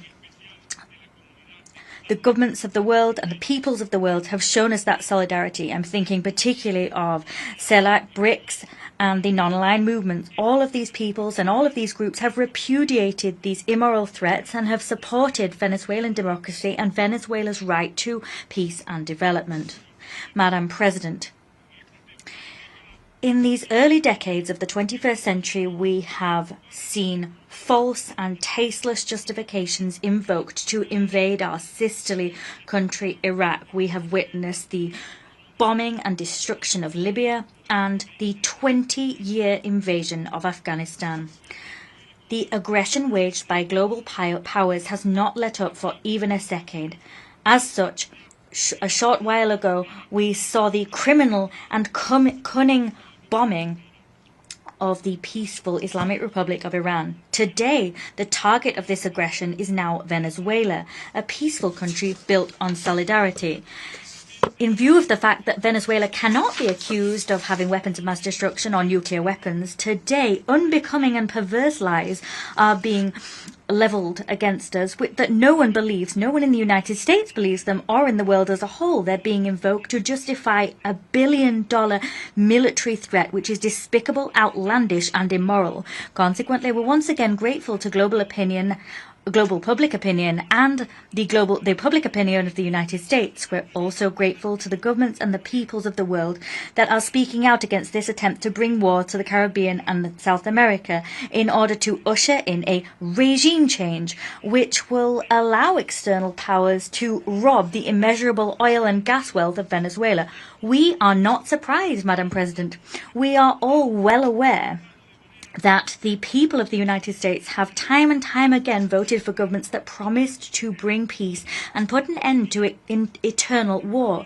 Governments that promised to devote themselves to resolving internal problems. Poverty, the addiction epidemic, unemployment and inequality, which today characterize the U.S. and its society. And we've seen time and time again how the noble people of the United States have been disappointed. For this reason, today, Venezuela wishes to reaffirm it is dedicated to peace as Simón Bolívar was. We are devoted to our self-determination, and on the basis of the United Nations Charter, we once again affirm that we have a right to defend our sovereignty and to defend peace in the Caribbean and across South America. Venezuela is part of this new pluripolar world that has been ushered in. Simón Bolívar in 1824, in the altitudes of Junín, was driven forward by the same ideal when, on the eve of a decisive battle, said to his soldiers, "Peru and the whole of America is clinging to you as a hope for peace, the daughter of victory. Even liberal Europe is watching you, enchanted under a spell, because the freedom of the New World is a hope harbored by the universe as a whole." President, Venezuela defends, struggles always, and works for a world of balance, justice, and equality, a world free of colonial empires. It was Chavez who was the great driver of the process to usher in such a world on our continent. He did so by founding Petrocaribe, ALBA TCP, and the Union of South American Nations, UNASUR, as well as the Community of Latin American and Caribbean States. The people of Venezuela are a peace-loving people, and for this reason, they are always ready to defend that peace. We are not intimidated by threats, lies, or cannons. The love for freedom courses through our very veins. Bolívar taught us to espouse those ideals when in 1818, in the face of a threat levelled against him by an impudent Washington envoy, said, and here I quote, "It would seem to me, sir, that you are attempting to force me to insult you in return. I will not. But what I will tell you is that I will not allow this contempt to be shown for the government of Venezuela or this scorn for our rights. Fortunately, I have quite frequently seen a handful of free men vanquish powerful empires." End quote. President, the revolutionary government of President Nicolas Maduro fully reaffirms its commitment to building this world which respects international law, a world free of hegemonic empires or warmongering empires, a world in which the people of the global south are able to enjoy their right to peace and future. We stand in solidarity with the heroic people of Palestine, and we call for the end of the genocide waged by Israel's Zionist regime. We condemn attacks against the territorial integrity and sovereignty of the Islamic Republic of Iran. We stand shoulder to shoulder with Cuba, and we demand that, as the rest of the world does, the lifting of this murderous and criminal blockade. Moreover, we once again express our unwavering solidarity with the people of Nicaragua, who are worthy heirs to the legacy of Augusto César Sandino. We call for the complete, immediate and unconditional lifting of the unilateral coercive measures imposed upon the brotherly republics of Belarus, the Democratic People's Republic of Korea, Eritrea, Iran and Zimbabwe. Mr. President, we support President Putin and the noble Russian people in their struggle against neo-Nazism and the militarist aggression of the Western world. We support the initiatives of President Xi Jinping to build a community whose destiny we share. We reaffirm our historic position, that is, that we support the brave Argentine people in their struggle to reclaim the Malvinas Islands. We support them in their struggle to ensure that Argentina does not become a foreign military base that threatens peace on the continent. We reaffirm the stance of the great liberator Simón Bolívar. He said, just as we do, that sooner rather than later we must achieve the definitive emancipation of the people of Puerto Rico, and we must found an independent, free and sovereign republic there. We also renew our support for the rightful cause of the Sahrawi people.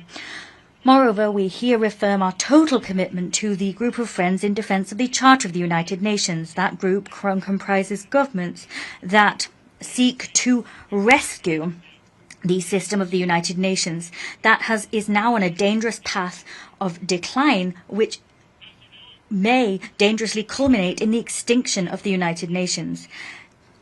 The Nazis of today, just like the Nazis of Hitler yesterday, are working to destroy the United Nations. We are striving to restore its dignity and to make it ever stronger. President, today we reaffirm that the Venezuelan people will continue upon the path that they have freely chosen for themselves. The world must know that Venezuela is prepared to continue walking the path opened up for them by Simón Bolívar and the freedom fighters of America. We have given shape to a powerful national union. We stand together. We say before the world that Venezuela has never been, is not, nor will it ever be a threat for any nation whatsoever.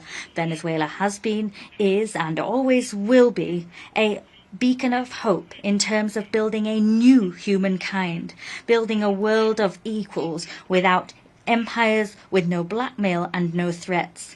We will usher in a world where colonialism, slavery and exploitation are vanquished once and for all, a world in which peace can grow stronger, and, as the poet and Venezuelan singer Ali Primera said, a world where humankind is human. Thank you, President. Muchas gracias al señor. I thank the Minister of Foreign Affairs of the Bolivarian Republic of Venezuela. I now give the floor to His Excellency Dhananjay Ramphumi, Minister of Foreign Affairs of Mauritius.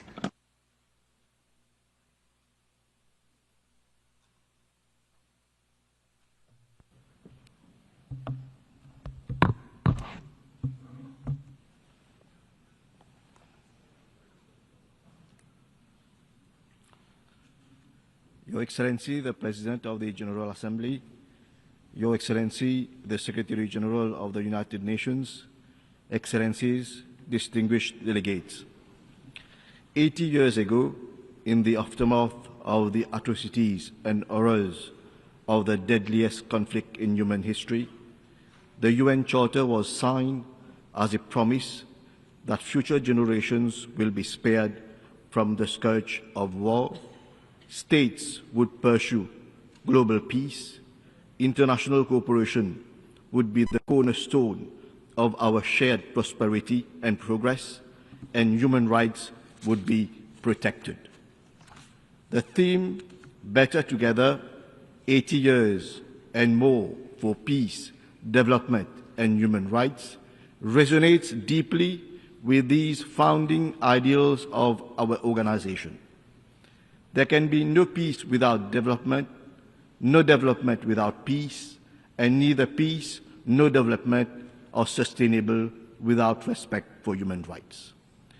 The UN has stood as a beacon of hope by, amongst others, catalyzing decolonization, adopting the Universal Declaration of Human Rights, deploying over 70 peacekeeping operations, leading global efforts in times of pandemic, providing food aid to millions of people, and working in over 170 countries to help eradicate poverty, reduce inequalities, and build resilience. These are not just facts and figures, these are testimonies of what we can achieve by working together in good faith with a common purpose. These are demonstrations of how the UN is making a difference in people's lives. Unfortunately, behind these figures also hides the continued suffering of hundreds of millions of our fellow humans living in conflict zones, subject to violations of their human rights, and for whom basic human needs remain a dream. The winds of conflicts are blowing across almost all continents, all marked with blatant violations of international law. Each of them represents the failure of humanity to protect its most vulnerable. Each of them is a failure of diplomacy and the upholding of international law. In addition, protectionism and the consequences of the COVID-19 pandemic have put at stake the livelihoods of millions of people, especially in the developing world. Chair, relations between states should not be a zero-sum game. For the last 8 years, the UN has been a forum that allowed coordination and harmonization in the pursuit of common goals. For the continued relevance of the multilateral decision-making system, its legitimacy has to be restored. It should respond to the needs of all, and especially the Global South. We welcome the holding of the various conferences this year, bringing together the world community to chart the path for future cooperation for our common good. For instance, we met in Nice for the Ocean Conference and in Sevilla for the Conference on Financing for Development. Later this year, we will meet in Doha for the World Social Summit and in Belém for COP30. It is, however, unfortunate that we missed the opportunity to conclude the Treaty on Plastic Pollution and protect our planet. But then what matters is how far decisions are translated into concrete actions. Chair, the world today is facing what may be accurately described as a polycrisis. Persistent conflicts, climate emergencies, environmental degradation, growing inequalities, cybercriminality, exacerbated by artificial intelligence. This begs the question, is the UN, with its current operational structure, equipped to face the challenge? We need a more efficient and effective organization. I welcome the Secretary General's UN 80 initiative, an opportunity to reimagine the future of multilateral cooperation, a UN system that responds to the new and complex challenges of today while preparing the ground for future generations. Mauritius supports the long overdue reforms of the Security Council and the revitalization of the General Assembly.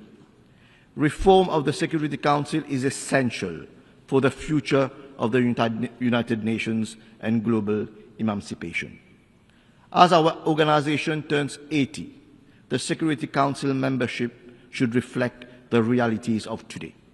It needs to be inclusive, representative, and accountable. Africa makes almost 30% of the UN membership. Yet, it is unrepresented in the permanent category in the Security Council. Africa has the legitimate right to have its say in matters of the world, with no less than 2 permanent seats on the Security Council. India has now emerged as a major global player and should have a permanent seat on the Council commensurate with its constructive role in global affairs. Mauritius also supports the G4 and the L69 in their efforts to promote a constructive dialogue on a more representative and equitable composition of the Security Council. Mr. President, Mauritius is fortunate to have a robust and viable democratic system. The new government elected in November last has been entrusted with the duty of making Mauritius better and bringing the people together, a mission that echoes well with the theme of this 80th session. Mauritius will continue to place people at the center of its national development, with particular focus on women, youth, and vulnerable groups. True prosperity can only be achieved when economic growth, social inclusion, and environmental sustainability advance together. Mauritius remains committed to this path. As a small island developing state, faced with the devastating impacts of climate change, external economic shocks, and geopolitical uncertainties, we value multilateralism. We value the role of the UN in shaping a world governed by the rule of law and not allowing the force of anarchy to take over. Chair, in 2015, we committed to the global ambition of ending poverty, protecting our planet, and ensuring that all people enjoy peace and prosperity through the UN Agenda 2030. We are just 5 years from our own deadline. Globally, the SDGs are far off track. Finance remains the major challenge faced by SIDS like Mauritius. We need long-term investment in sustainable development and strong multilateral cooperation. Climate change is a reality. Mauritius is not spared from its cataclysmic impact. Episodes of prolonged droughts, flash floods, and cyclones are more and more frequent. Air temperature has increased by up to 1.39 degrees Celsius. Sea level is rising by 8 millimeters per year compared to the global average of 3.3 millimeters.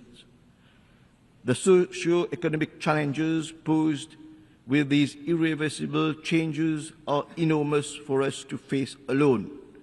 Amongst others, our tourism industry is affected, agricultural production is decreasing, and food security is real cause for concern. The historic advisory opinion of the International Court of Justice on climate change last July is clear and unambiguous. We all have a responsibility to protect the climate system.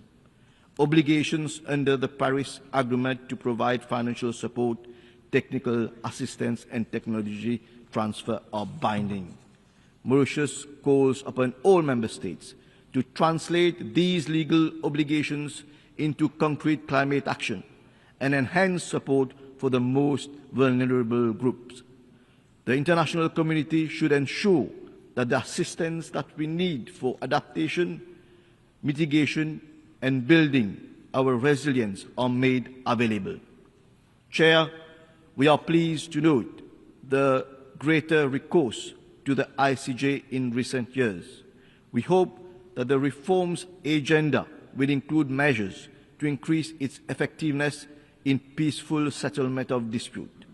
Mauritius particularly applauds the advisory opinion of the ICJ on the Chagos Archipelago, which paved the way for negotiations that led to the signature of an agreement in May this year between the governments of Mauritius and of the United Nations. This is a vindication of international law.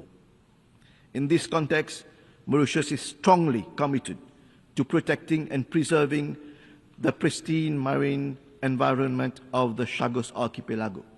In this regard, it is in the process of establishing a Chagos Archipelago marine protected area, whilst taking into account the aspiration of Mauritian citizens of Chagosian origin to resettle in the Chagos Archipelago.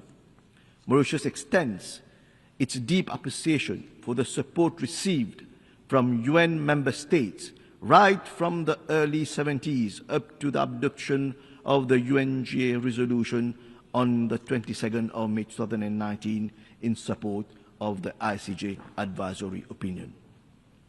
Mr. President, Mauritius reiterates its principled and long-standing stance in support of the Palestinian cause, which led to our recognition of the State of Palestine in November 1988. 78 years after the adoption of General Assembly Resolution 181, the State of Palestine continues to be denied full membership of the United Nations. Mauritius welcomes the overwhelming support for a two-state solution and endorses the New York Declaration on the peaceful settlement of the question of Palestine and the implementation of the two-state solution. We call on the international community to spare no effort to achieve this solution. Chair, the transformative potential of AI and digital technologies are undeniable, but they also represent real challenges for contemporary society.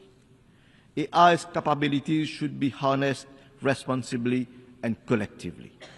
There is need to build a global governance architecture through multilateral negotiations that will ensure safe, secure, ethical, and inclusive use of AI. Resource and capacity constraints of developing economies have to be acknowledged and addressed. The digital divide should not be allowed to widen further.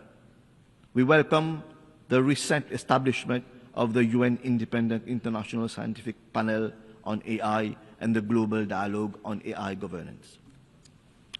Monsieur le Président, President, I would like to reiterate my country's commitment to fully supporting regional cooperation as well as the pooling of the efforts of Indian Ocean Rim countries in the interest of all of us. This is our regional version of Better Together. Mauritius is honored to host on its territory the headquarters of two Indian Ocean country organizations, specifically the Indian Ocean Commission and the Indian Ocean Rim Association. In 2012, we concluded an agreement with the Seychelles, the aim being to co-manage a vast maritime area. We are now working on its implementation. I would like to recall that following the recognition of our sovereignty over the Chagos Archipelago by the United Kingdom, Mauritius now expects the same outcome as regards our sovereignty over the island of Tromelin. Chair, let me reiterate our strong conviction that we are indeed better together. And to continue to be better together, we must adapt, reform, and reinvigorate the UN. In this regard, the Pact for the Future charts a new course for international cooperation. Let us rise to the challenge. Let us be bold in our actions, compassionate in our leadership, and united in our resolve. No one should be left behind. Thank you. Muchas gracias al ministro de Relaciones. I thank the Minister for Foreign Affairs of Mauritius. I now give the floor to His Excellency Mr. Robert Golan Edop Yusei, Minister for Foreign Affairs of Togo.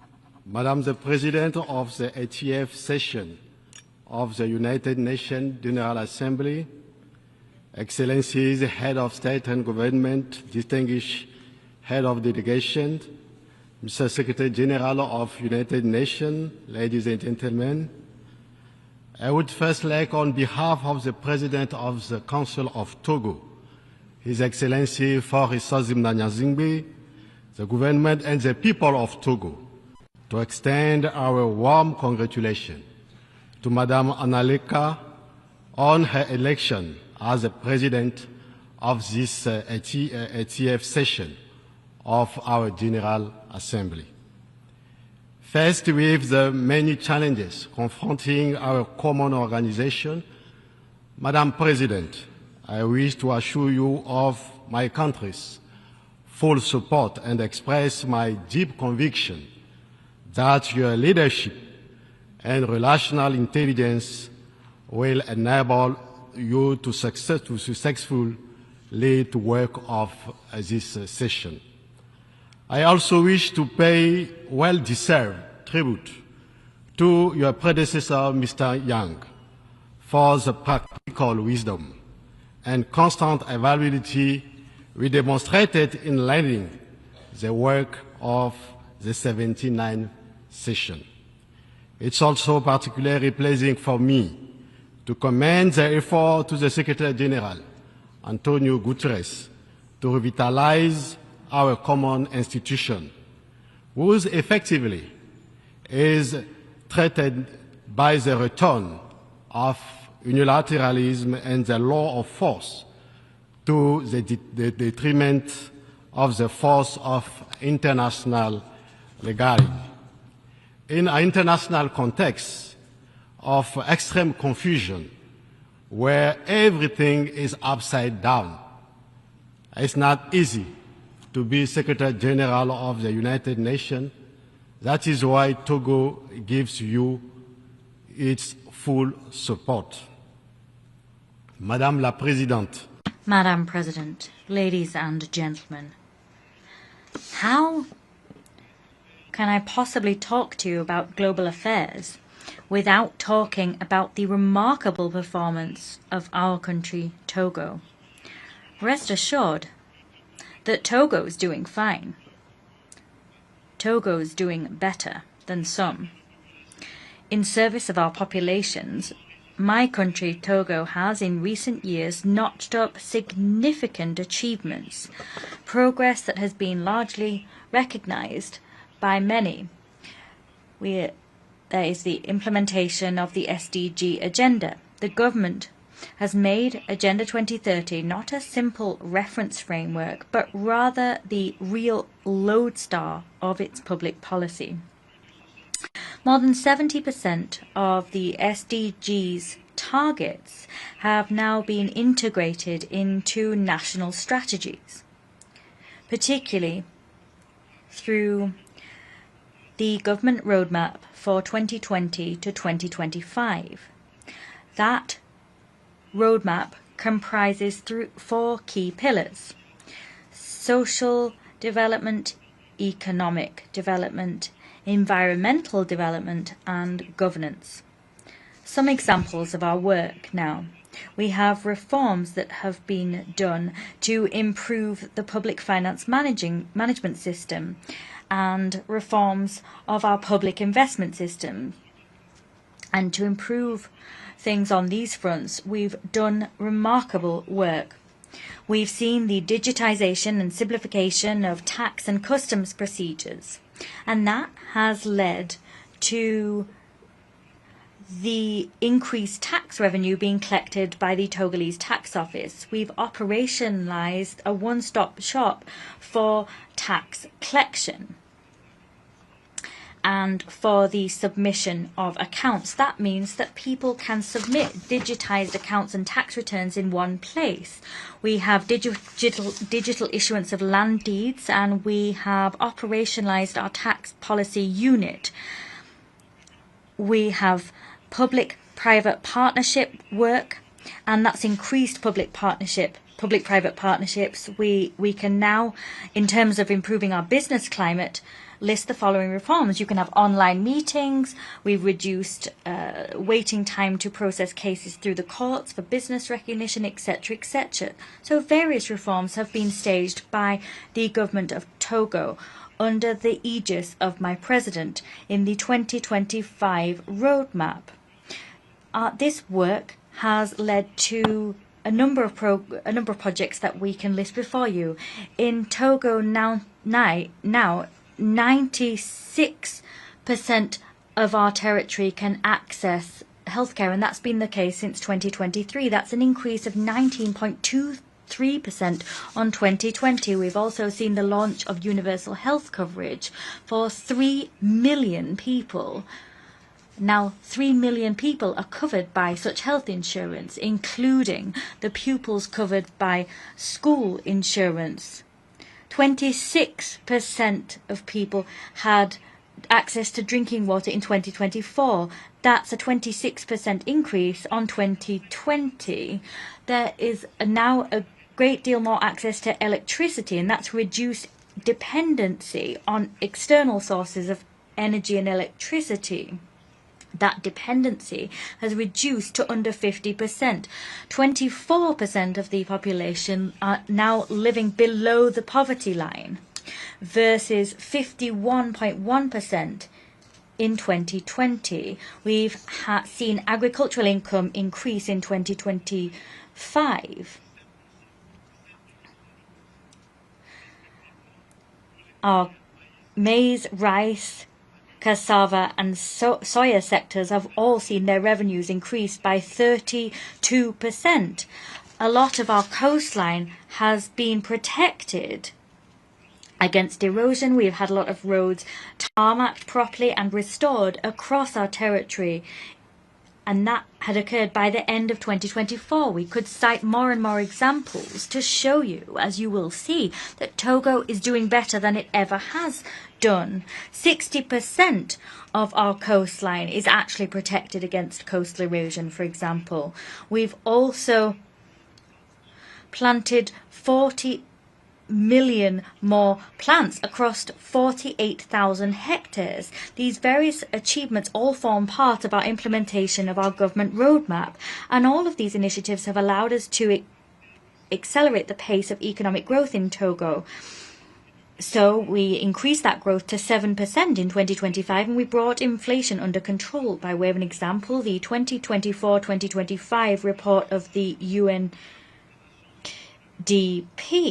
on the Human Development Index emphasized how far Togo has come in terms of income, education, and life expectancy.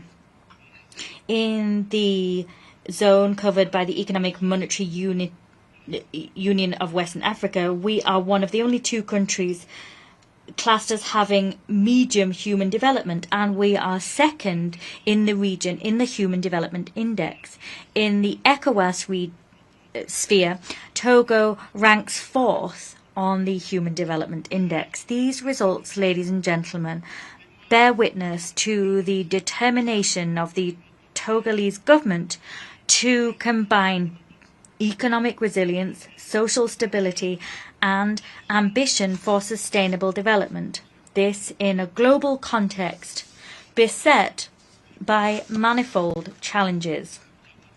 Madam President, my country is modernizing and is looking to the future with confidence. However, the efforts we've made in that regard are still at risk of being undone by the terrorist threats hovering over the Sahel and the whole of West Africa. I wish at this high rostrum to pay a much-deserved tribute to all victims, both civilian and military, that paid the ultimate price in this bitterly difficult struggle. Madam President, ladies and gentlemen, in 2025, the United Nations marks its 80th anniversary, 80 years since its birth.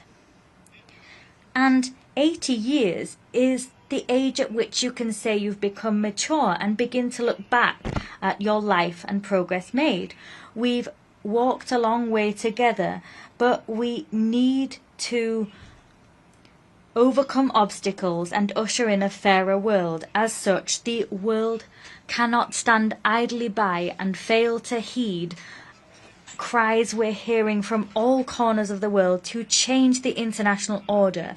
That was an international order imposed upon us by a handful of states to serve all manner of interests 8 decades ago. Ladies and gentlemen, as you are well aware, the African Union selected a theme for 2025, which was justice for Africans and African descendant persons through redress and reparations. There is a bitter thirst for justice on the African continent, which needs to be understood, and Africa's struggle for reparations should be understood through that lens. Africa is crying out for justice and redress, which is the form that justice needs to take. Africa is calling for justice as a result of having had its resources pillaged. Africa was humiliated through the yoke of slavery, the slavery of its sons and daughters for more than 4 centuries. More than 20 million Africans were snatched from their families. Families were torn apart, and these 20 million Africans were brought to the Americas where they were enslaved. These souls of millions of men await justice. Africa is calling for justice. Justice, having seen its history upturned through a century of colonialism. It was thrown off its rightful course and wants justice as a result. Africa is calling for justice because it has paid with its blood and its own resources for the prosperity of other continents. Africa is demanding justice because between 80 and 90% of its cultural heritage is today in foreign museums.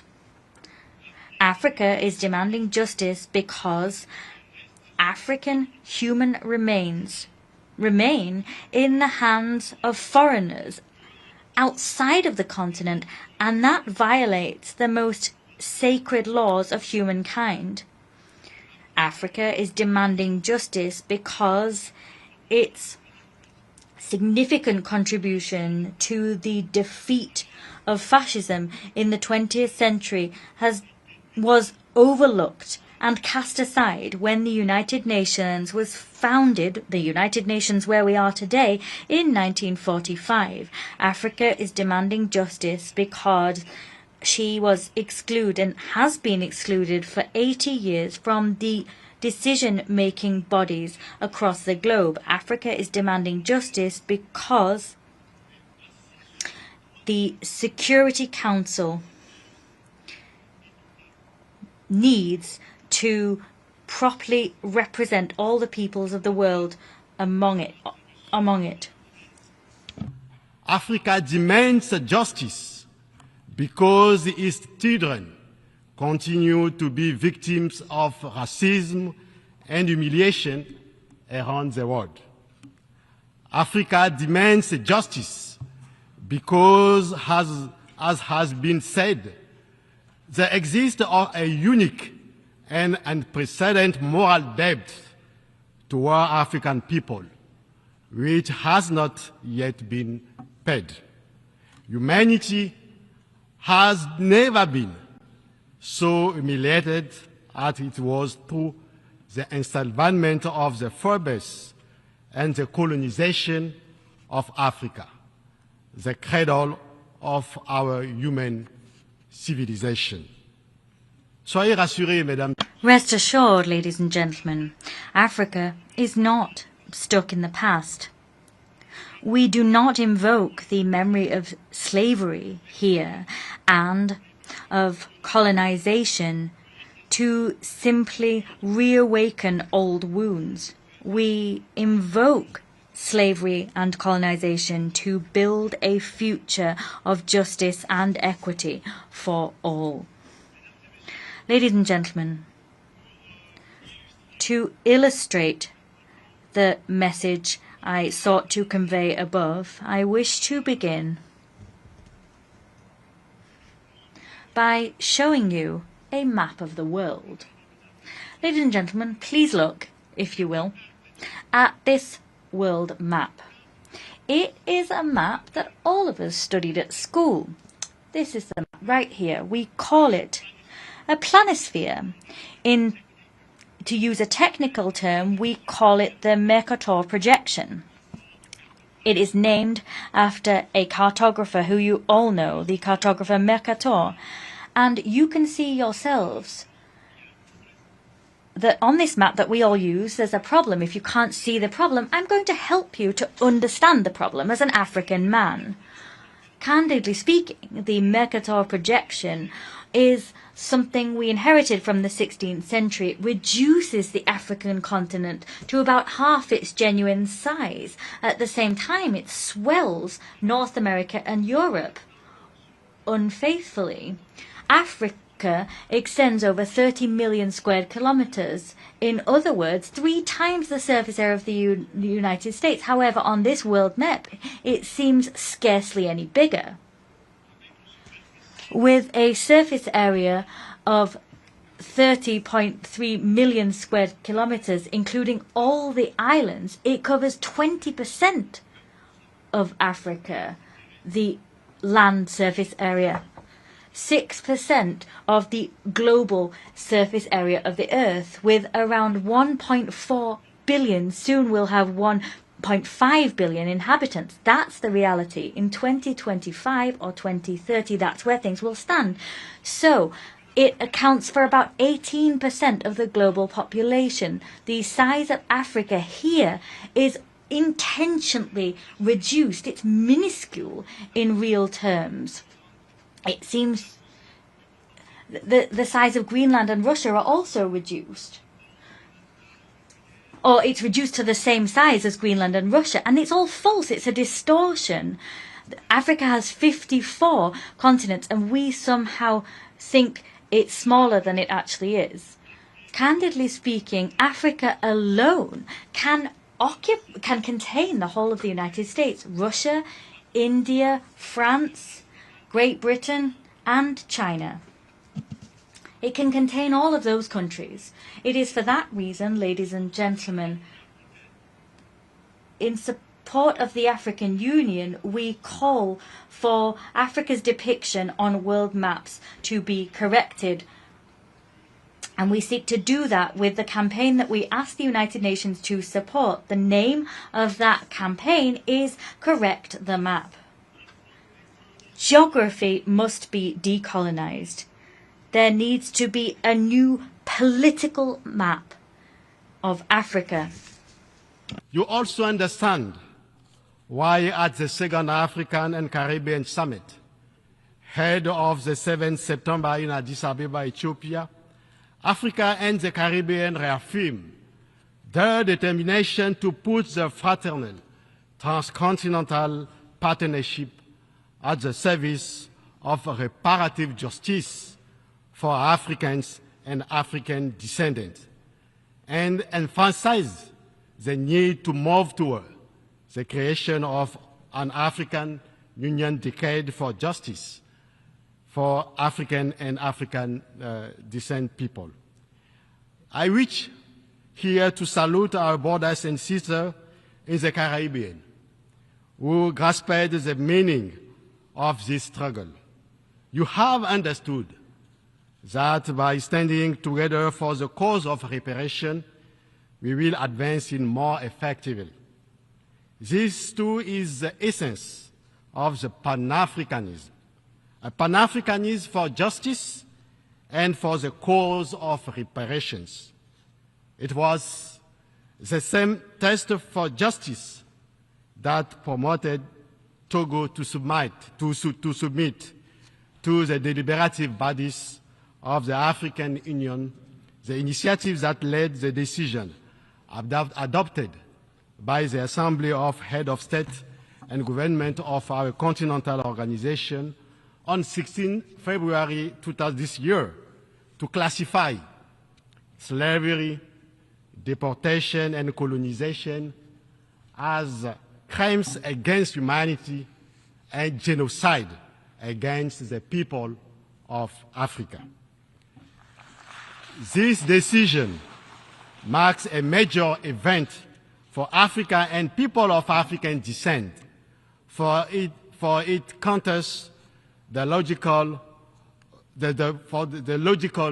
whereby descendant of perpetrators dictate the term of the debate and name the crimes, rather than the rightful heir, the people who suffer those crimes in the flesh. Mesdames et messieurs, ladies and gentlemen, the United Nations must not remain indifferent to reparative justice, because The crimes and injustices from the past that are not met with redress and reparative justice will simply fuel crises and conflicts in our age and will fuel those to come even later still. Current crises are fueled by the injustices of the past that are not resolved because people live with the memory of their wounds. Providing reparations for the crimes and injustices of the past is part of the remedy we need to apply if we are to restore peace to our world and repair relationships between civilizations. As a continent of resilience and hope, Africa embodies this bitter need for reparative justice. The recognition of past injustices, particularly through tangible actions to bring about reparations, is a vital step towards establishing a sustainable peace and full social cohesion. It is for this very reason that from this high rostrum and in the most solemn terms, I wish to call global public opinion to action. I wish to pique your conscience. You must show the courage, have the courage to tackle the issue of reparation. Today, Africa is standing before the world and demanding reparations. Calling for reparations is not about pointing the finger at anyone. Calling for reparations is an act of working for the good of humankind and for our own well-being. Doing justice for the crimes of the past is to repair history. Repairing history is a step to lifting obstacles so that justice can flow and that more equity can come into our world. Asking for reparations is an act of dismantling systems based on exploitation that continue to influence and shape the lives of several peoples. Asking for reparations is to save the world from forgetting its own history and keeping the memory of millions of peoples alive. What we're doing in asking for reparations is seeking to correct the damage done to us in the past. We're seeking to free the world from discrimination and racism. We're seeking to step out of this relentless trap of exclusion and the denial of justice. We expect reparations from the world. There are those as a result of the Atlantic slave trade and colonization. Reparations, however, must also involve the proper reform of global trade systems and global economic and financial reforms. We must see the restructuring of debt, structural reparations to allow just and equitable representation of Africa in international bodies and the international system as a whole. The reparations that we demand from this rostrum should not simply comprise material compensation. They must also take the form of sustainable investment in education, infrastructure, healthcare, science and technology, such as to allow Africa to develop and to cease to lag behind and to fully enjoy its potential. In the resolution Pact for the Future, adopted last year by heads of state and government representing the peoples of the world when they met together here in New York, we underscored the need together that there was an urgent need to reform the Security Council to make it more representative and tailored to today's world. We now need to move from word to deed. Security Council reform is a matter of reparations and is all about correcting the historic injustice done to Africa and other peoples of the world. The Security Council reform must involve granting permanent seats to Africa. Doing that is a matter of dignity and justice and must be done. It is imperative. The injustice done to Africa over centuries must be redressed. But this reform must also go hand in hand with the recognition of global current inequalities and the fact that they are rooted in historic injustices. Africa has been and is marginalised within multilateral institutions, and that must be addressed. Africa has every right to expect such reparation from the world, and that call will be at the heart of the 9th Pan-African Congress in Lome, Togo, on renewing Pan-Africanism and the role of Africa in the reform of multilateral institutions. Part of our work will be to mobilise resources and reinventing ourselves for action, and this all forms part of the theme selected. I call upon the African community and its partners, as well as all the goodwill of all those inspired by justice, to make this meeting a historic event. Through reparations, ladies and gentlemen, we will succeed in renewing the trust of our peoples in multilateral institutions, beginning here with the United Nations. Reparations will allow us to together usher in a humankind at peace with itself, doing justice, ensuring justice is done for people whose destiny has been destroyed by crimes and historic injustice, is an act of repairing the world for everybody's benefit. Ladies and gentlemen, I must speak candidly. Africa has been overlooked over the last 80 years in global governance structures. It is high time to remedy that injustice. On very rare occasions does history offer occasions as ripe as this one to change the course that the world is walking down. After so much historic injustice done to Africa, the time has come to provide reparations as an ethical imperative. To provide reparations would be to repent for past misdeeds and to rebuild a new stage on which new international relations can be established. However, this struggle is not solely an African struggle. It is a struggle for humankind. It is a struggle so that never again will the injustices of the past shape the inequalities of the present.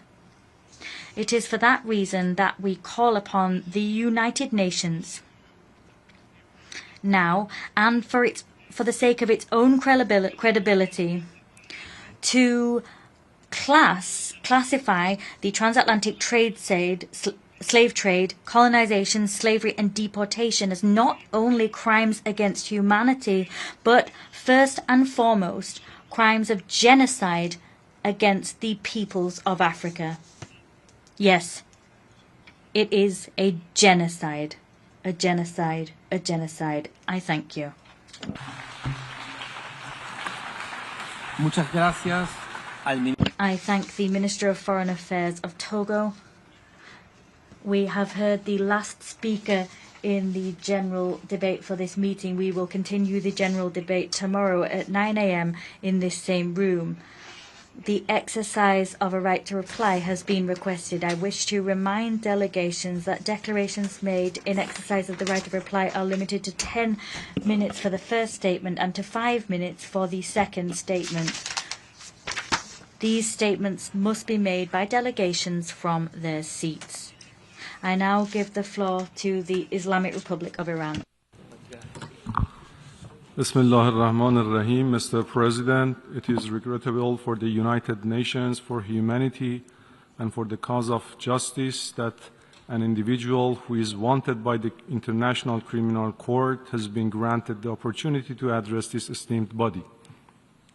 An individual who bases in the blood of innocent children must not be granted the opportunity to address the United Nations, an organization whose foremost purpose is to uphold international peace and security. This is a disgrace to peace, justice, humanity, and morality. It is preposterous that a regime that persistently violates each and every principle of this organization is allowed to lecture this body instead of being expelled per Article 6 of the Charter of the United Nations. Why should we extend our attention to the address of the representative of the regime whose conduct is diametrically opposed to everything this organization stands for? The Israeli regime is inherently founded on aggression, occupation, oppression, apartheid, and terror. From its very inception up until the present day, this warmongering and expansionist regime has waged tens of wars, invaded not only all countries around it without exception, but also other countries in the region. In the past 2 years alone, it has invaded Gaza and the West Bank, Lebanon, Syria, Yemen, Iran, and Qatar.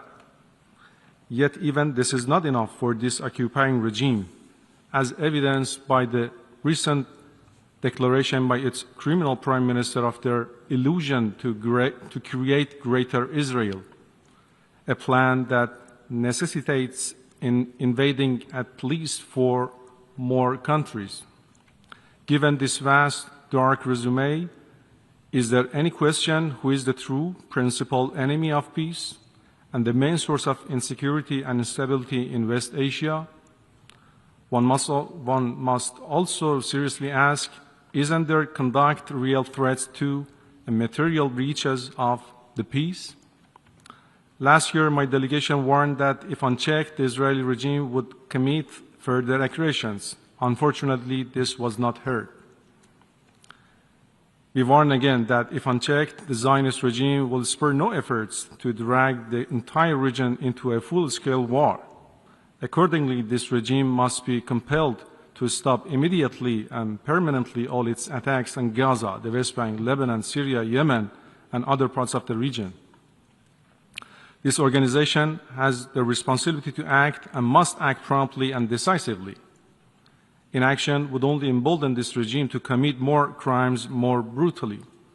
In the past 24 months, this apartheid regime, which is the manifestation of a racist ideology, has killed over 65,000 innocent Palestinian civilians and wounded nearly 118,000 others in Gaza. It continues to brutally use the starvation of civilians as a method of war and resorts to forced displacement of Palestinians in implementing its genocidal projects, particularly in Gaza. Additionally, Palestinian civilians in the West Bank are also subject to daily violence and crimes by the Israeli regime. The Zionists consider themselves a selected ethnicity and consider the indigenous Palestinians as human animals who must be eradicated entirely. To cover up its atrocities and to erase the history of its genocide, this regime makes every effort to silence all voices. That's why during the past 2 years it has killed nearly 250 journalists, which is more than the combined number of journalists killed in the U.S. Civil War, World War I and II, and the wars in Korea, Vietnam, Yugoslavia, and Afghanistan. Isn't it a direct assault on freedom of the press? Further efforts must also be made by this organization and its member states to prevent terrorist activities conducted by the Israeli regime, the latest of which are assassinations conducted in Lebanon, Syria, Yemen, Iran, and Qatar. Mr. President, one example of the Israeli regime aggression is its 12-day aggression against my country in June 2025, which, among others, resulted in killing over 100 Iranian scientists, high-ranking civil and military officials, and other civilians, including more than 170 women and children. Look at this picture. These are just a few images of Iranian children. Children who, like others around the world, should be in classrooms or playing in the kindergartens right now. But their lives were brutally taken by this child-killing regime during the 12-day war imposed on my country. This aggression and the heinous acts by this illegitimate regime against my fellow citizens and my country were material breaches of the basic principles of international law, in particular the prohibition of the use of force, a peremptory norm of international law enshrined in this organization's charter. Israel's aggression against Iran is conducted based on a series of fabrications against the exclusively peaceful nature of Iran's nuclear program. For well over 30 years, the Israeli officials, including its current criminal prime minister, have warned of an imminent threat from an Iranian nuclear weapon. Despite all this hue and cry, to date, there has been no report from the sole competent international body responsible for verifying the nuclear activities of states, namely the International Atomic Energy Agency, indicating the diversion by Iran of even 1 gram of nuclear material for making nuclear weapon. Moreover, such fabrication was not endorsed by the United States even during the Israel's aggression against Iran. At the same time, one must not forget that, in fact, the clandestine nuclear weapons program of the Israeli regime and its nuclear weapon arsenals constitutes the real source of a serious threat to peace and security in the region and beyond. Today, once again, the Israeli regime made a series of old and new accusations against my country. They are all totally rejected, and I don't want to even dignify them with an answer. This is an unsuccessful attempt to distract attentions away from crimes committed by this regime. It has not only committed all 4 core international crimes, namely the crimes of aggression, genocide, war crimes, and crimes against humanity, but also committed them all systematically, simultaneously, and in the most brutal manner. In fact, like brutality, deception, disinformation, and duplicity are also in the DNA of the Israeli regime and constitute an inherent part of its weapon of mass deception. In fact, however, with all crimes committed by this regime during the past 2 years, no amount of deception and disinformation campaign can cover up its unlawful and inhuman conducts.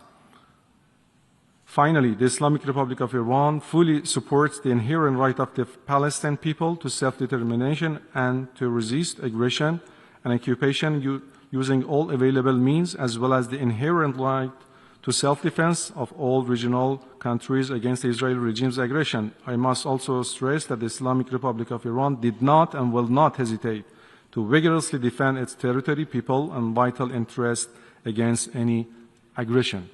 I thank you, Mr. President. Doy ahora la palabra a la representante. I now give the floor to the representative of India.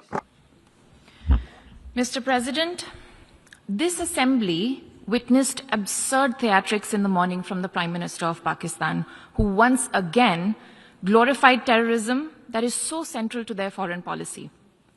However, no degree of drama and no level of lies can conceal the facts.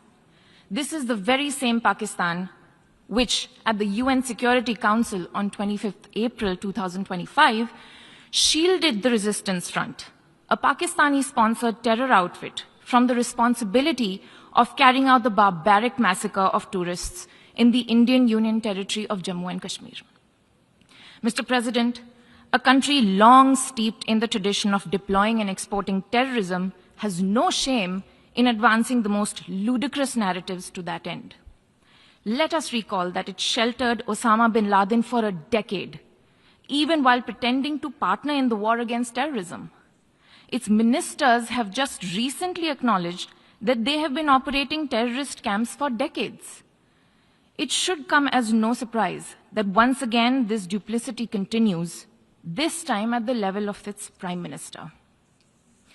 A picture speaks 1,000 words, and we saw many pictures of terrorists slain in Bahawalpur and Muridke terror complexes by Indian forces during Operation Sindoor. When senior Pakistani military and civilian officials publicly glorify and pay homage to such notorious terrorists, can there be any doubt about the proclivities of this regime? The Prime Minister of Pakistan also advanced a bizarre account of the recent conflict with India. The record on this matter is clear. Till 9th May, Pakistan was threatening more attacks on India. But on 10th May, its military pleaded with us directly for a cessation to the fighting.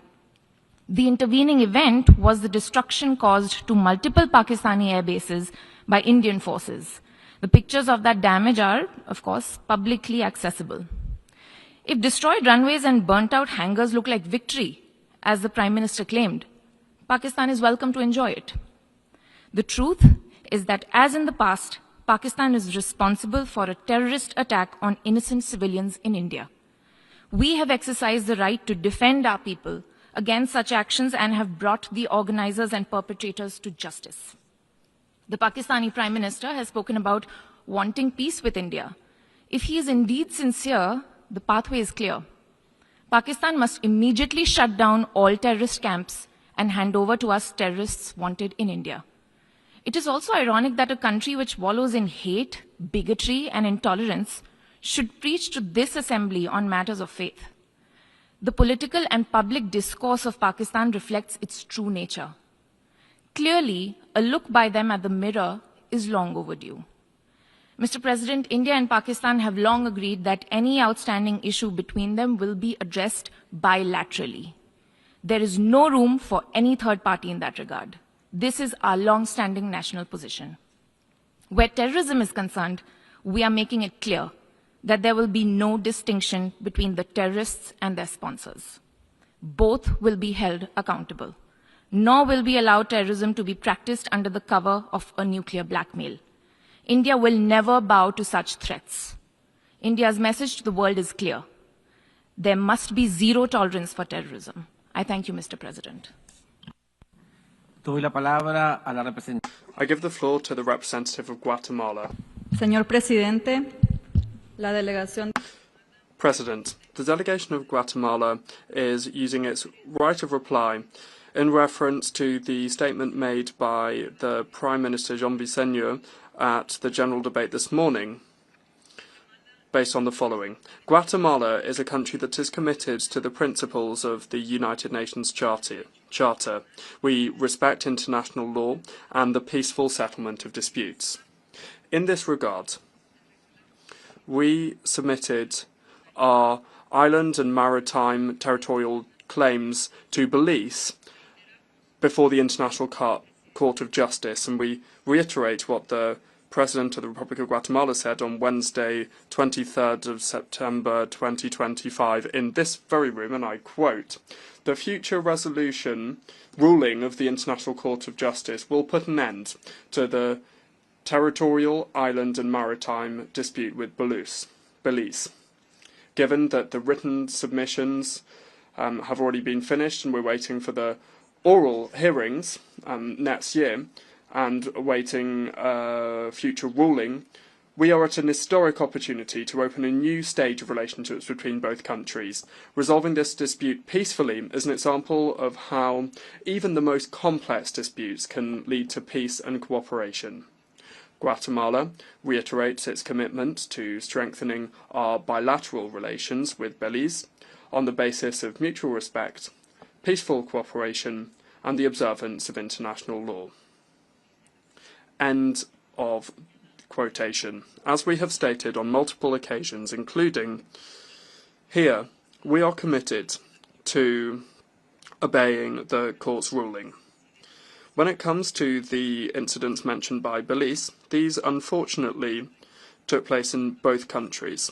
Immediate actions were taken, and even a meeting was organised between the Ministries of Defence of both countries this week, and yesterday a bilateral meeting took place between President Arevalo and Prime Minister Vicente.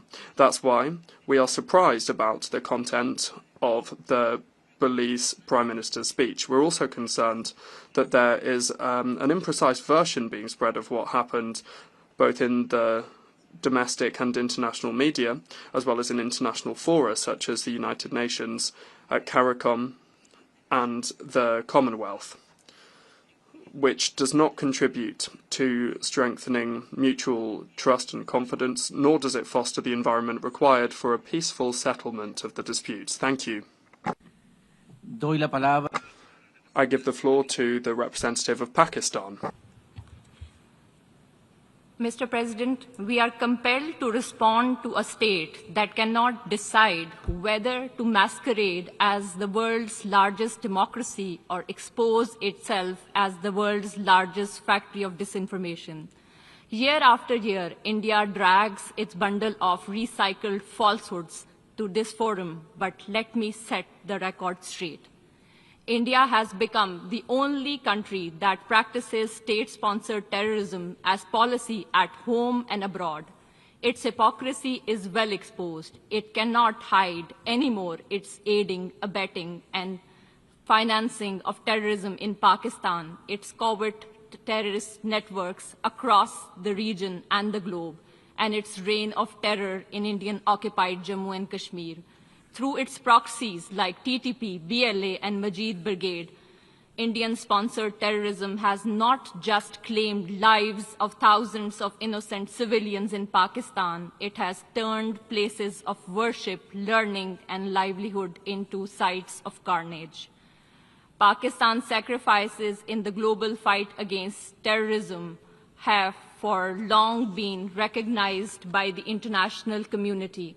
This forum certainly needs no sermon from an aggressor, occupier, and perpetrator of state-sponsored terrorism.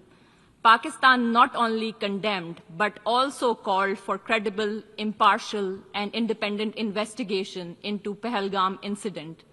If India had nothing to hide, it should have agreed to such investigations.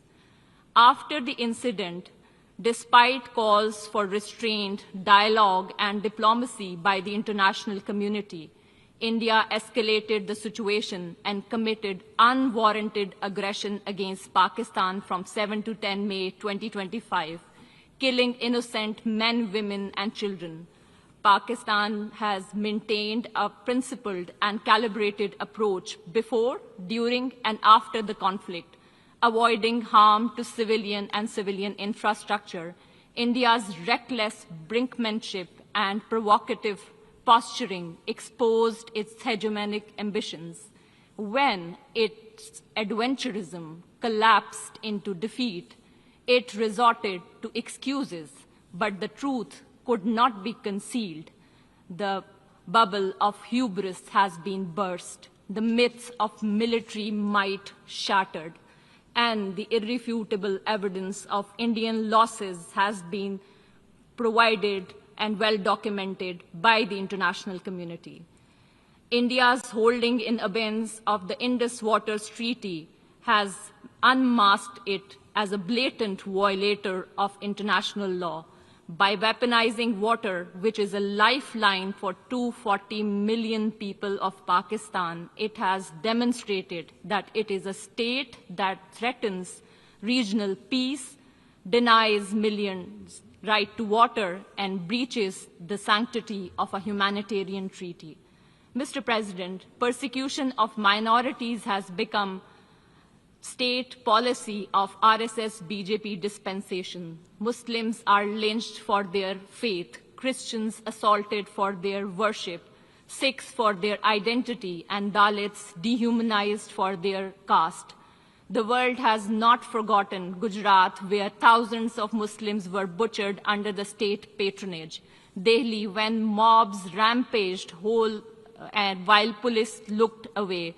Manipur, where hundreds were killed and thousands were displaced. India's record is written not only in blood, but also in words. Hateful rhetoric from the highest leadership, open calls for genocide, and a pliant media feeding bigotry. In incredibly intolerant India, Islamophobia today is institutionalized in law, normalized in politics, and glorified in the media. Beyond its borders, India bullies neighbors, blocks regional cooperation, exports violence abroad through extrajudicial assassinations, and funds proxies to destabilize the region. This is the face of new India. Islamophobia at home, aggression abroad, with Hindutva ideology at its core. Mr. President, while denial and distortions are India's chosen weapons, no fabrication can alter a simple truth. Jammu and Kashmir is not and has never been an integral part of India. The resolutions of the Security Council declared Jammu and Kashmir as a disputed territory whose final disposition shall be decided by a free and impartial plebiscite to be conducted under the auspices of the United Nations. To sustain its occupation, India has deployed 900,000 troops, turning Jammu and Kashmir into one of the most militarized zones in the world. The outcome is tragically consistent. Imposition of draconian laws and thousands of fake encounters, enforced disappearances, unmarked graves, custodial killings, systematic sexual violence, and regular media blackouts. Since 5 August 2019, India has accelerated its settler colonial project through unlawful demographic engineering in a territory where decolonization remains unfinished. Mr. President, unlike India, Pakistan is committed to peaceful coexistence, mutual respect, and regional stability. But we have made it absolutely clear India has no license to violate our territorial integrity and sovereignty and kill innocent civilians. If aggression is imposed on us, we will respond, and we do that with courage, resolve, and strength, as we did in Operation Banyanul Marsoos. Pakistan will continue to expose India's hypocrisy, its occupation, double standards, denial of human rights to the Kashmiris, and its disinformation war. We will not let hollow rhetoric distract from the core issue. The people of Jammu and Kashmir deserve justice, dignity, and freedom by exercising their right to self-determination, and they shall have freedom one day. I thank you. Se levanta la sesión. The meeting is adjourned.